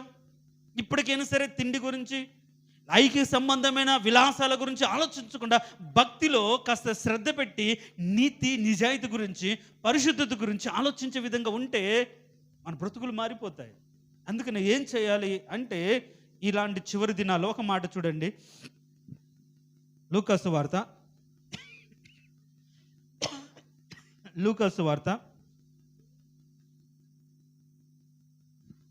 21వ అధ్యాయం. లూకాసు వార్త 21వ అధ్యాయం 34వ వచనం.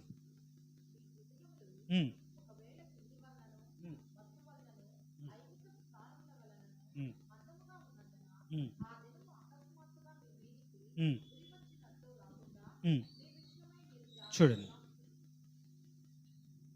మన విషయమై మనం జాగ్రత్తగా ఏ విషయంలో ఉండాలంటే మొదట అబద్ధ బోధ ఎందు జాగ్రత్తగా ఉండాలి. వింటున్నారా నా మాటలు? బోరు కొడుతున్నాయా? మీరు బోరు కొట్టినా, మీరు ఏమనుకున్నా వాస్తవం. మొదట మీరు వింటున్న బోధ వాక్యానుసారమా? మీరు వింటున్న బోధ నిత్య జీవానికి వెళ్ళేదా? నీతిని నేర్పేదా? సత్యంలో నిలబెట్టేదా? మసి పూసి మారేడికాయ చేసేదా?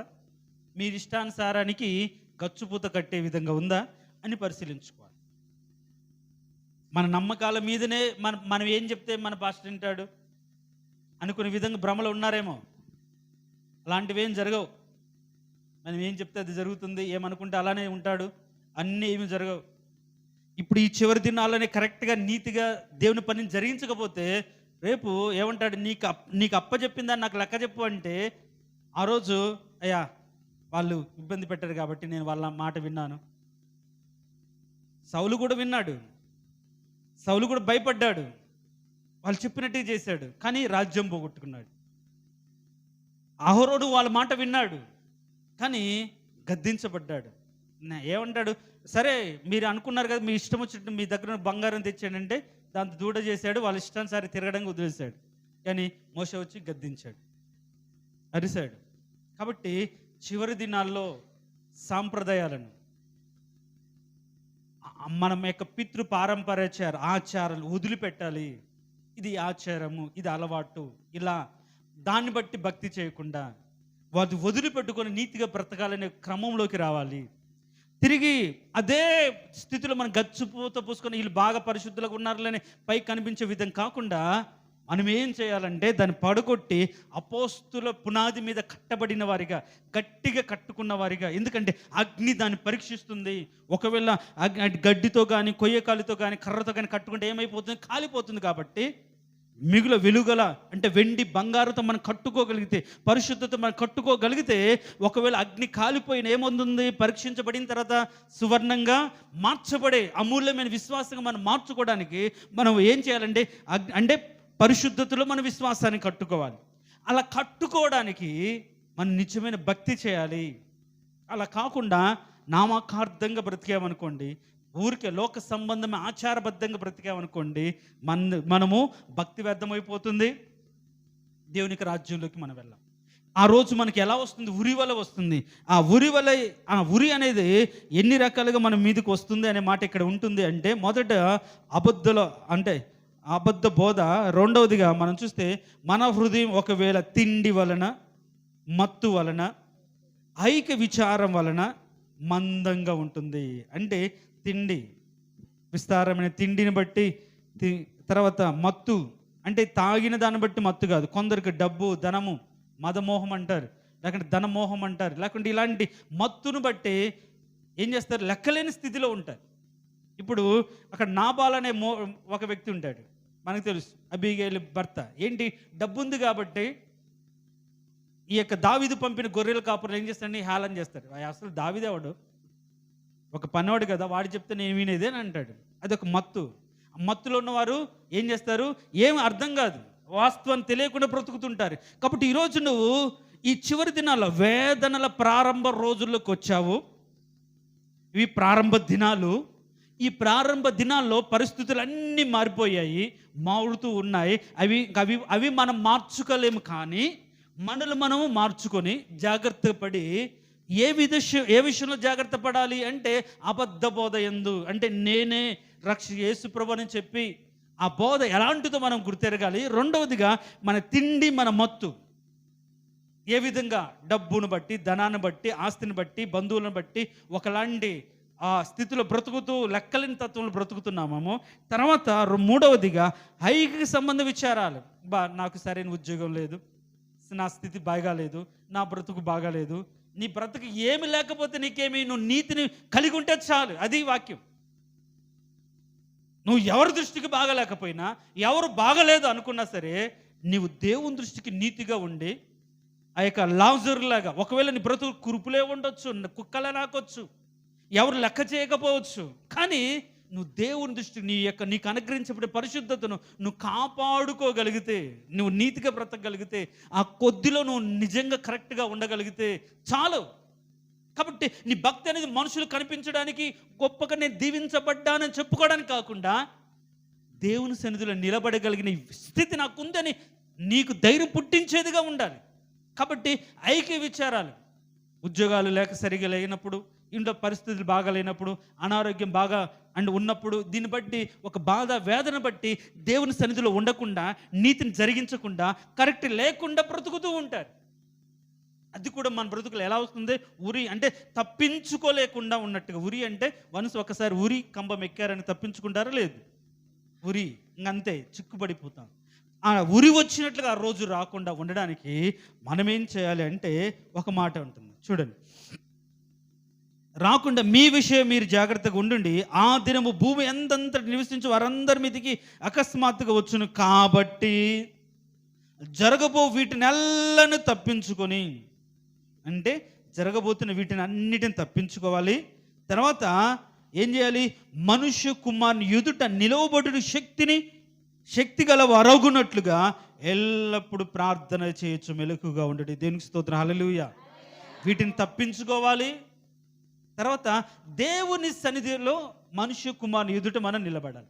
అంటే డబ్బు నిలబెడుతుందా మనల్ని? మన అందం నిలబెడుతుందా? మన ఆస్తి నిలబెడుతుందా? మనం సంపాదించుకుంది ఏం నిలబెడుతుంది యేసు ప్రభు ఎదుట? చెప్పండి. ఈ లోకంలో మనం ఏది ఆయన ఎదుట నిలబెట్టగలుగుతుంది? భౌతిక సంబంధం ఏది నిలబెట్టదు. కేవలం పరిశుద్ధత మాత్రమే నిలబడుతుంది, నీతి మాత్రమే నిలబడుతుంది. కాబట్టి నీతిని మనం సంపాదించుకోవాలి, నీతికి మనం బ్రతకాలి, పరిశుద్ధతను మనం కాపాడుకోవాలి. పరిశుద్ధులుగా ఉండటే దేవుని చిత్తము. అంటే పరిశుద్ధులుగా ఉండడు పిలువబడి, పరిశుద్ధత పొంది పరిశుద్ధులుగా ఉండడుగా పిలువబడిన మనం ఆ పరిశుద్ధతను కాపాడుకున్నప్పుడే పరిశుద్ధుడైన దేవుని ఎదుట మనం నిలబడుటకు శక్తి గల వారమవుతాము. కాబట్టి ఈ చివరి దినాల్లో మనం ఏం కలిగి ఉండాలంటే డబ్బు, ధనము, ఆస్తి, అంతస్తు ఇవన్నీ కాదు. అవి ఉన్నా లేకపోయినా నువ్వు పరిశుద్ధతను కాపాడుకోవాలి. పరిశుద్ధతను నీ హృదయాంతరంగాల్లో ఉంచుకోవాలి. ఆ పరిశుద్ధతను బట్టి నువ్వు దేవుని ఎదుట ఉంటావు. ఆ పరిశుద్ధతతో ఏం చేయాలంటే మనము ప్రార్థన చేయాలి. ఎలాంటి ప్రార్థన చేయాలి? వాస్తవానికి ఆ మాట చూద్దాం. చూడండి ఏ విధంగా మనం ప్రార్థన చేయాలంటే యెహెజ్కేలు గ్రంథం 22వ అధ్యాయం 22వ అధ్యాయం 28 నుంచి నేను చదువుతాను.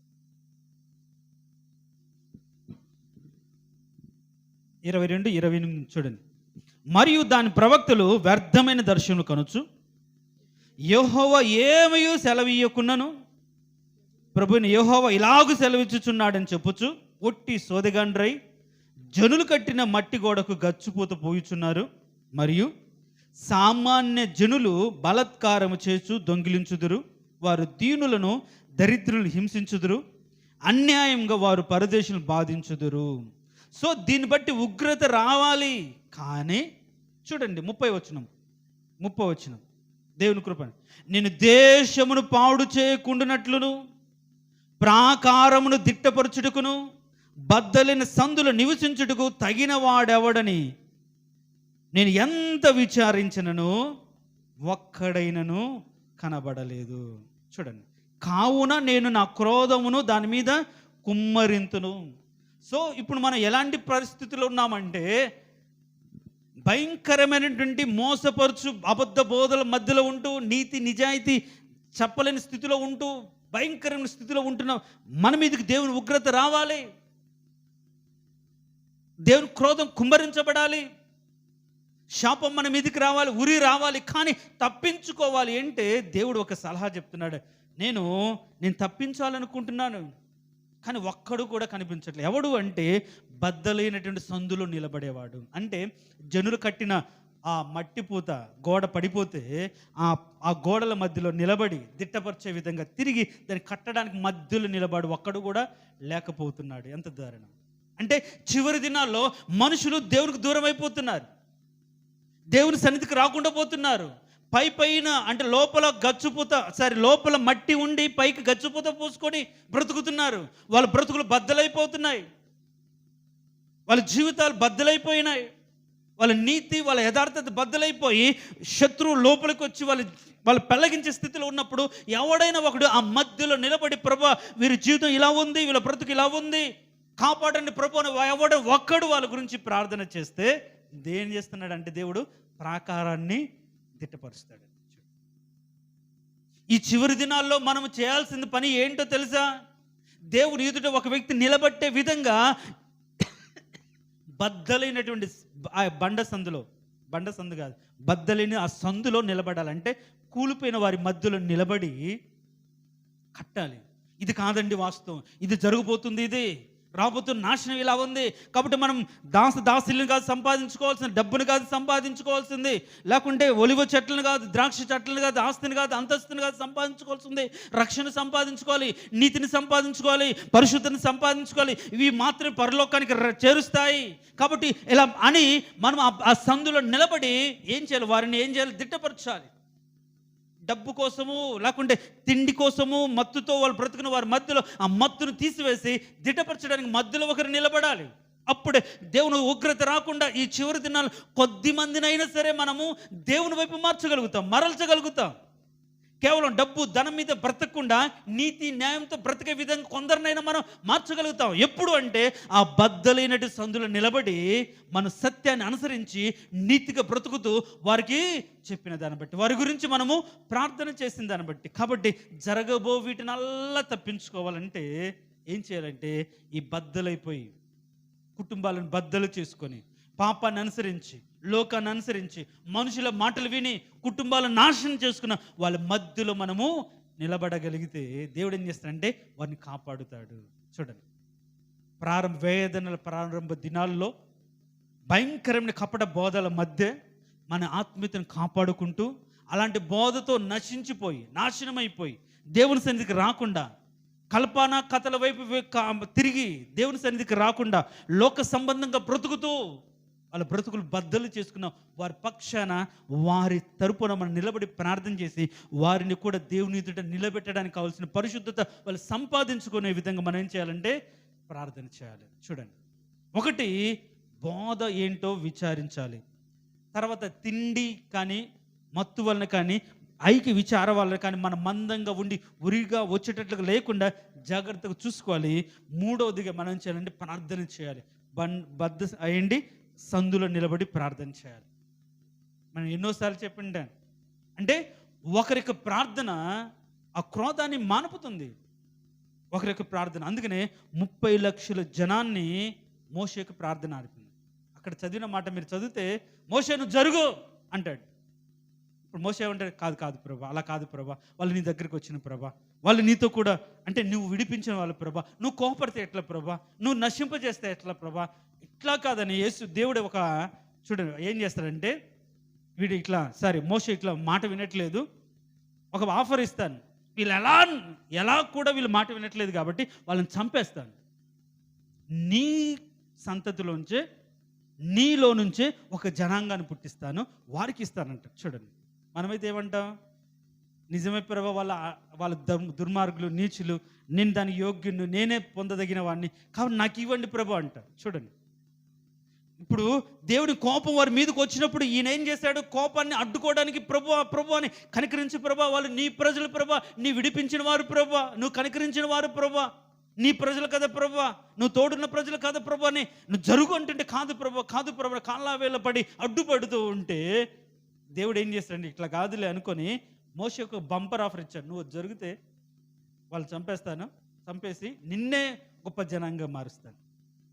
అంటే నా అంత నీతిమంతుడు లేడు, నేను దేవుడిని ఎదురు కరెక్ట్గా ఉన్నాడు కాబట్టి నన్ను దేవుడు దీవించాడు, నన్ను ఆస్వాదించాడు, వాళ్ళు నాశనం చేశాడని చెప్పుకోవడానికి. కానీ మోషే అలా అనలేదు. చూడండి, మోషే అలా అనలేదు.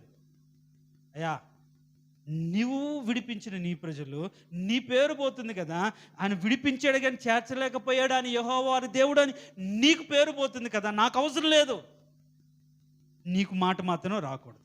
చూడండి, దేవుని యొక్క పని ఎలా చేయాలి? పేరు కోసమో గొప్ప కోసమో కాదండి. ఇప్పుడు పేరు కోసమంటే గొప్ప కోసమంటే మోషే ఆఫర్ అంగీకరించేవాడు కదా. అవును ప్రభా, నిజమే, వీళ్ళు లోబడిన వాళ్ళని ప్రజలు అసలు వినట్లేదు, నేను ఎంత మొత్తుకుని వినట్లేదు, కాబట్టి నన్నే గొప్పవాడిగా చేయి, నేను ఏదో ఒకటి చెప్పుకున్నా పిల్లలకు అనలేదు. కానీ మోషే అడ్డుపడ్డాడు కాబట్టి దేవుని ఉగ్రత వారి మీదకి రాలేదు. అంటే అందుకనే సాత్వికుడు, నిస్వార్థం ఉన్నటువంటి వ్యక్తి మోషే. కాబట్టి ఈరోజు మనం ఎట్లా ఉన్నాము? అడ్డుపడే విధంగా ఉన్నామా? నశించిపోతుంటే, ఇబ్బంది పడుతుంటే చూసి ఆనందించి, ఇంకా పొగబెట్టి, ఇంకా హింసించి, ఇంకా బాధపెట్టి సంతోషపడే శాడిస్ట్ లాగా ఉంటున్నాం. ఎలా ఉంటున్నాం మన ఆత్మీయత? మనకే ఒకవేళ మీకే ఒక బంపర్ ఆఫర్ ఇచ్చారనుకో, మీ పక్కంటే వాళ్ళు సరిగా లేరు, వాళ్ళని తీసేసి నిన్నే గొప్పవారుగా చేస్తాను అంటే ఏం చేస్తారు? అవును ప్రభా, అది న్యాయమే ప్రభా, అది కరెక్టే ప్రభా. న్యాయమే, కరెక్టే, కానీ దేవునికి మహిమ రాదు కదా. నాకు పేరు వస్తుంది కాబట్టి నీకు మహిమ రానప్పుడు నాకు అది అవసరం లేదు. ఈరోజు అందరూ కూడా ఎవరి పేర్ల కోసం ప్రాకులాడుతున్నారు. దేవుని పేరు చెప్పుకొని వాళ్ళ పేరు గొప్పగా చెప్పుకోవాలని చూస్తున్నారు. దేవుని వాడుకొని వాళ్ళ పేరు గొప్పవారుగా చూపించాలని చూసుకుంటున్నారు. అందుకని దేవునికి మహిమ రావాలని ఎవరు ఆలోచించట్లేదు. మా మోషే అదే చేశాడు. దేవా, నీ నామానికి మహిమ రాదు కదా, నాకు పేరు వస్తే ఏం లాభం? అవసరం ఏముంది? నాకు అవసరం లేదు. వీళ్ళు నీ విడిపించిన ప్రజలు, వీళ్ళు నువ్వే కాపాడాలి. చూడండి, ఒక సందర్భంలో ఆయన అంటాడు, నువ్వు విడిపించి నీ ప్రజలను మోషే అని అంటాడు. అవును ప్రభా అని, నీ కటాక్షం మా మీద ఉంచండి, నీ సన్నిధి మాతో ఉంటేనే కదా ప్రభా అనేకులకు భయం కలుగుతుందని దేవుని అడ్డుపడి ఉగ్రత రాకుండా కాపాడాడు. చూడండి, అంటే ఈ చివరి దినాల్లో దేవుని ఉగ్రత వచ్చి అనేకులు నశించిపోకుండా, విడవబడకుండా, దేవుని దగ్గర రాకుండా పోతున్న వారి జీవితాలను అడ్డుపడగలిగి మనం ప్రార్థన చేసి, దేవా చివరి దినాల్లో మేమున్నాం, మా కుటుంబం విడబడే స్థితిలో ఉంది, మా బిడ్డలు తెలుసుకోలేని స్థితిలో ఉన్నారు, మా సంఘంలో చాలామంది నీ ఎరగని స్థితిలో ఉన్నారు, నీ ఎత్తుకు రాలేని స్థితిలో ఉన్నారు, ఉగ్రత వాళ్ళ మీదకి వస్తుంది, ఊరి వేళ ఆ రోజు హఠాత్తుగా వారి మీదకి వచ్చి నాశనం అయిపోతారు ప్రభా, వారిని కాపాడండి ప్రభా, వాళ్ళ విషయంలో వారికి మారు మనసు దయచేయండి ప్రభా, ఇంకొక అవకాశం దయచేయండి ప్రభా, ఏ విధంగా వారు పట్టుకోండి ప్రభు అని మనం ప్రార్థన చేయాలి. అందుకే జాగ్రత్తగా మనము ఆలోచించుకొని, పరిస్థితులు మారిపోతున్నాయి. అయ్యా, నా సంఘంలో చాలామంది నేను తెలుసుకొని వాళ్ళు ఉన్నారు ప్రభా, నేను ఒక్కడిని అక్కడికి వెళ్తే ఎట్లా ప్రభా అని దేవుని సన్నిధిలో వాళ్ళ గురించి మనం ఏం చేయాలి? ఒక్కడైనా సరే, అడ్డుపడేవాడు ఒక్కడైనా సరే, అబ్రహాంలాగా అయ్యా 10 మంది ఉంటే కాపాడవా, 30 మంది ఉంటే కాపాడవా, 50 మంది ఉంటే కాపాడ, 50 నుంచి చివరికి 10 వరకు నరుక్కుంటూ వచ్చాడు. చూడండి, మరి మనమైతే ఎట్లా చేస్తాం ప్రార్థన? ఎలా చేస్తాం మనం ప్రార్థన? నిజమే ప్రభా, నువ్వు న్యాయస్థుడు, వాడు చేసిన దాని తప్పుకు శిక్ష రావాలి. ఇప్పుడు వీళ్ళు చేసిన క్రియలను బట్టి శిక్ష రావాలి, కానీ ఏమనుకుంటున్నా ప్రభు, ఒక్కడైనా కనిపిస్తే చాలు, నా క్రోధం నేను కుమ్మరించను అంటే ఒక్కడు కూడా కనిపించలేదు. కాబట్టి దేవుడు వారిని ఏం చేశాడంటే చెరలోకి తీసుకెళ్ళి, యాజకులు సేవకులేమో దొంగ దర్శనాలు కళలు చెప్పుకుంటూ జనాలను మోసం చేస్తున్నారు. జనాలేమో దోపిడిగారులు, లేకుంటే లంచగొండులు, తర్వాత అక్కడ మనం 22 అధ్యాయం చూస్తే ఇంకా వ్యభిచారులు, అన్యాయస్తులు, చోరులుగా మారిపోయారు. ఇలాంటి పరిస్థితుల్లో నీతి నిజాయితీ కలిగి యథార్థంగా నా ప్రజలు కట్టబడాలి, ఉగ్రత రాకూడదు, విడవబడకూడదు అని ఆ సందులో నిలబడి దిట్టపరచడానికి దేవా నేనున్నాను చెప్పగలిగిన ఒకడు ఉండాలి. ఈ చివరి దినాల్లో మనం మార్చబడాలి. మీరు చాలా తేలిగ్గా తీసుకోమాకండి నా మాటలు, సరదాగా తీసుకోమాకండి నా మాటలు. మన బిడ్డలు, మన ప్రియులు విడవబడుతూ ఉంటే, దేవుని దగ్గర రాకుండా పోతే వాళ్ళ కర్మ అనుకొని మామూలుగా ఉంటే కాదు, విలపించాలి, అయ్యా కాపాడండి ప్రభా, ఏ విధంగా సరే వాళ్ళు రావాలి ప్రభా మందిరానికి, నీ సన్నిధిలో ఉండాలి ప్రభా, నేను తెలుసుకోవాలి ప్రభా, రక్షణ ఎరిగి జీవించాలి ప్రభా, నీ సత్యం తెలుసుకోవాలి ప్రభా అని నువ్వు అడ్డుపడగలిగితే, నువ్వు ప్రార్థన చేయగలిగితే దేవుడు ఏం చేస్తాడంటే ఖచ్చితంగా వారి జీవితాల్లో క్రియ చూపిస్తాడు, దయ చూపిస్తాడు. అలా వారిని మనం తీసుకురాగలిగితే దేవుని ఎదుట నిలబడగలిగిన యథార్థతను, భక్తిని మనం నేర్పగలుగుతాం. మందిరానికే రాకపోతే ఎలా నేర్పగలుగుతాం? కాబట్టి ఉగ్రత రాకుండా, కొట్టుకొని పోకుండా మనం ఏం చేయాలి? మొదట వాళ్ళ గురించి ప్రార్థన చేయాలి. కాబట్టి ఈరోజు మనం చేసే ప్రార్థన ఏంటంటే, అయ్యా వేదనలకు ప్రారంభ రోజుల్లోకి మేము వచ్చాం, ఇది ప్రారంభం. కాబట్టి ఈ రోజుల్లో మమ్మల్ని మేము పరిశీలించుకోవడం ఒక అవకాశం ఇచ్చావు. కాబట్టి ఈ అవకాశాన్ని బట్టి మేము గ్రహించుకొని తిండి కోసమో, డబ్బు కోసం, ధనం కోసం బ్రతకకుండా నీ కోసం బ్రతికే విధంగా, బద్దలేని సందులో నిలబడి ప్రార్థించే విధంగా మమ్మల్ని సిద్ధపరచు అనే ఒక ఆలోచనకు వచ్చి, జరుగుతున్న ప్రపంచ పరిణామాలను బట్టి పరిశుద్ధతను కాపాడుకోవడానికి మాత్రం బ్రతికే విధంగా, అలాంటి పరిశుద్ధతలోకి అనేకులు నడిపించే విధంగా ప్రయాసపడి ప్రార్థించే వారిగా మనం మార్చబడాలి. అలా మార్చుకోగలిగితేనే కొందరినైనా మనం కాపాడుకోగలుగుతాం. మనం అయినా సరే అంతవరకు మనం సహించగలుగుతాం. అలా లేదనుకోండి, ఏమవుతుందంటే మనం కూడా 4 రోజులు పోతే కండిషన్స్ రాగానే ఏం చేస్తారు? చూడాలి రాబోయే రోజులు ఎంతమంది మందిరానికి వస్తారో, ఎంతమంది దేవుని సన్నిధి నీతిగా ఉంటారో, ఎంతమంది నిజాయితీగా బ్రతుకుతారో. ప్రాణం పోయినా పర్లేదు నేను దేవునితో ఉంటానని భక్తి ఎంతమంది చేస్తారో తెలిపోతూ ఉంటుంది రాబోయే రోజుల్లో. అందుకని ఒక సేవకుడు అంటాడు, చివరి దినాల్లో ప్రతి ఒక్కరికి ఒక సొంత ఇల్లు ఉండాలి. ఎందుకంటే మన ఇంట్లో మనం ప్రార్థన చేసుకుంటే ఎవరేమనరుగా మన ఇంట్లో మనం ప్రార్థన చేసుకుంటే ఎవరు ఏమనరు. పక్కింట్లో మన రెంటింట్లో చేసాం అనుకోండి, ఇప్పుడు రెంటింట్లో ప్రార్థనలు పెట్టే రోజులా కాదు, ఒప్పుకోరు. ఇంకా అసలు ఇళ్లలో కూడా ప్రార్థన చేయకూడదని జీవో వచ్చింది ఉత్తరప్రదేశ్లో. అయితే ఏ ఇంట్లో కూడా ప్రార్థన చేయాలి. చూడండి, ఇలాంటి భయంకరమైన రోజుల్లో ఉన్నాం కాబట్టి ప్రియ దేవుని సంగమా, ఆస్తి, అంతస్తు, డబ్బు, ధనము, నేను, ఈ ఫీలింగ్స్ దయచేసి వదిలిపెట్టి నువ్వు ఎలాంటి ఎవడవైనా సరే నువ్వు నిలబడగలుగుతావా ఆయన దగ్గర? ఒకవేళ ఈరోజు రాత్రి రాకడైతే నీ స్థితి ఏంటి? నీ బ్రతికేంటి? నీ డబ్బు, నీకున్న డబ్బు, ధనం నిన్ను పరలోకాన్ని చేరుస్తుందా? లేదు. పరిశుద్ధత మాత్రమే పరలోకాన్ని చేరుస్తుంది. పరిశుద్ధులకు ఉండుటకే పిలువబడ్డాం. అదే దేవుని చిత్తం. ఆయన పరిశుద్ధుడు కాబట్టి మనం పరిశుద్ధత కొనసాగించాలి. ఆయన పరిశుద్ధులకు మనం మార్చాడు. ఆ పరిశుద్ధతను మనం కాపాడుకొని అలా పరిశుద్ధతలో రూకి రానేని వారి గురించి మనం ఏం చేయాలంటే విజ్ఞాపన చేయాలి, ప్రార్థన చేయాలి. తలలు వంచండి. తలలు వంచిన మనం వేదనలకు ప్రారంభం, జరుగుతున్న పరిణామాలు, జరిగిన పరిణామాలు, చూస్తున్నటువంటి పరిణామాలు, ప్రపంచ దేశ పరిణామాలు మనం కానీ గమనిస్తే యుద్ధాలు, కరువులు, జనాల మధ్య ప్రేమ చల్లారిపోయి అక్రమం విస్తరించడం, స్వార్థం పెరిగిపోవడం, భక్తి ఉంది కానీ శక్తి లేని తనం, నిత్యము నేర్చుకుంటారు కానీ గ్రహించలేని పొందలేని స్థితి, సత్యాన్ని ఎదిరించే స్థితి. అంత మాత్రం కాకుండా ఎవరికి వారు ఇష్టమైన రీతికి వాక్యం చెప్పమాలనే ఒక దుర్బోధ, అలానే మాకు అనుకూలంగా చెప్పాలనే వాదన, బోధకులు సైతం వారికి అనుకూలంగా మార్చుకునే తరం, ఏం చేసిన కరెక్ట్ అని చెప్పుకునే స్థితి, లోకానుసారంగా బ్రతుకుతూ మేము కరెక్ట్గా అనుకున్నామనే భ్రమ, పైకి భక్తి, వెలుగు దూత వేషం వేసుకొని, అపోస్తుల వేషం వేసుకొని, దొంగ అపోస్తులుగా మనుషుల యొక్క బలహీనతను క్యాచ్ చేసుకొని సత్యాన్ని నేర్పకుండా దుర్నీతికి వలన కలిగి బహుమానాలకు ప్రేరేపిస్తూ బిలాము యొక్క తప్పుడు బోధను నేర్పుతున్నట్టు స్థితిలో బ్రతుకుతున్నాం. మరి ఈరోజు నువ్వేం విన్నావు? నీ జాగ్రత్త ఏంటి? ఎంత జాగ్రత్త పడుతున్నావు నీ భక్తి గురించి? అందరికి దేవుడు ఉన్నాడు, నాకు కూడా దేవుడు ఉన్నాడు లేని భ్రమలో బ్రతకమాకు.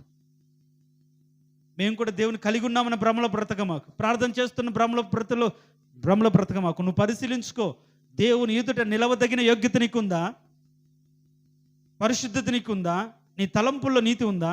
నీ నడకలో, నీ చూపులో ఆ యథార్థతను కాపాడుకున్నావా? ఈ నెల రోజులు ఎక్కడ దిగజారిపోయావు? నువ్వు కూడా ఆచారబద్ధమైనటువంటి భక్తికి విశ్వాసనే గచ్చు పూసుకొని బ్రతుకుతున్నావా? నేను ఎంతో కాలంగా విశ్వాసంలో బ్రతుకుతున్నాను భ్రమను కలగచేసే విధంగా జీవిస్తున్నావా? ఒకరోజు దేవునికి ఉగ్రత మన మీదకి వస్తుంది ప్రియులారా. దయచేసి మన ఆలోచన విధానాన్ని మార్చుకుందాం. ఉన్నది కొద్దిదైనా సరే, మన బ్రతుకు చిన్నదైనా సరే, దానిలో నీతిగా, నిజాయితీగా, యథార్థంగా భక్తిని కలిగి బ్రతుకుదాం. అలాంటి స్థితి మాకు కావాలయ్యా. ఈ లోకంలో మాకు ఏమి వద్దు, నీవు ఉంటే చాలు. నీ సన్నిధిలో నిలబడగలిగిన యోగ్యత మాకు కావాలి, ఆ పరిశుద్ధత మాకు కావాలి అయ్యా. అలాంటి పరిశుద్ధత పొందుకోవడానికి ఆ జ్ఞానం నాకు అనుగ్రహించండి ప్రభా. అలాంటి వారి కోసం ప్రార్థించే గొప్ప కృప నాకు అనుగ్రహించండి ప్రభా అని ఈరోజు మనం ప్రార్థన అవ్వాలి ప్రియులారా. ఇంకా డబ్బు కోసం, ఇంకా ధనం కోసం, ఇంకా ఉద్యోగాల కోసం, ఇంకా అలా ఉండాలి ఇలా ఉండాలనే తలంపును బట్టి కాకుండా, అయ్యా నీ ఎదుట నేను సరిగా ఉన్నానా లేదా, నా యొక్క స్థితి కరెక్ట్గా ఉందా లేదా అని పరిశీలించుకుని భక్తిలోకి మనం రావాలి. ఎంతలో ఉన్నా, ఏమి ఉన్నా సరే దేవుని కలిగి దేవుని సన్నిధిలో నిలబడగలిగిన భక్తిని మనం చేయాలి. అలా ఉందా పరిశీలించుకో ఈరోజు. అలా లేకపోతే అయ్యా నిజమే నా భక్తి శక్తి లేనిది, నా భక్తి నేర్చుకోలేనిది, నా భక్తి గ్రహించలేనిది, నా భక్తి నేను తెలుసుకోలేకుండా పేరుకు మాత్రమే బ్రతుకుతున్నాను. నీ పేరు చెప్పుకొని బ్రతుకుతున్నాను. నీ పేరు చెప్పుకొని ఘనపరచబడుతున్నాను.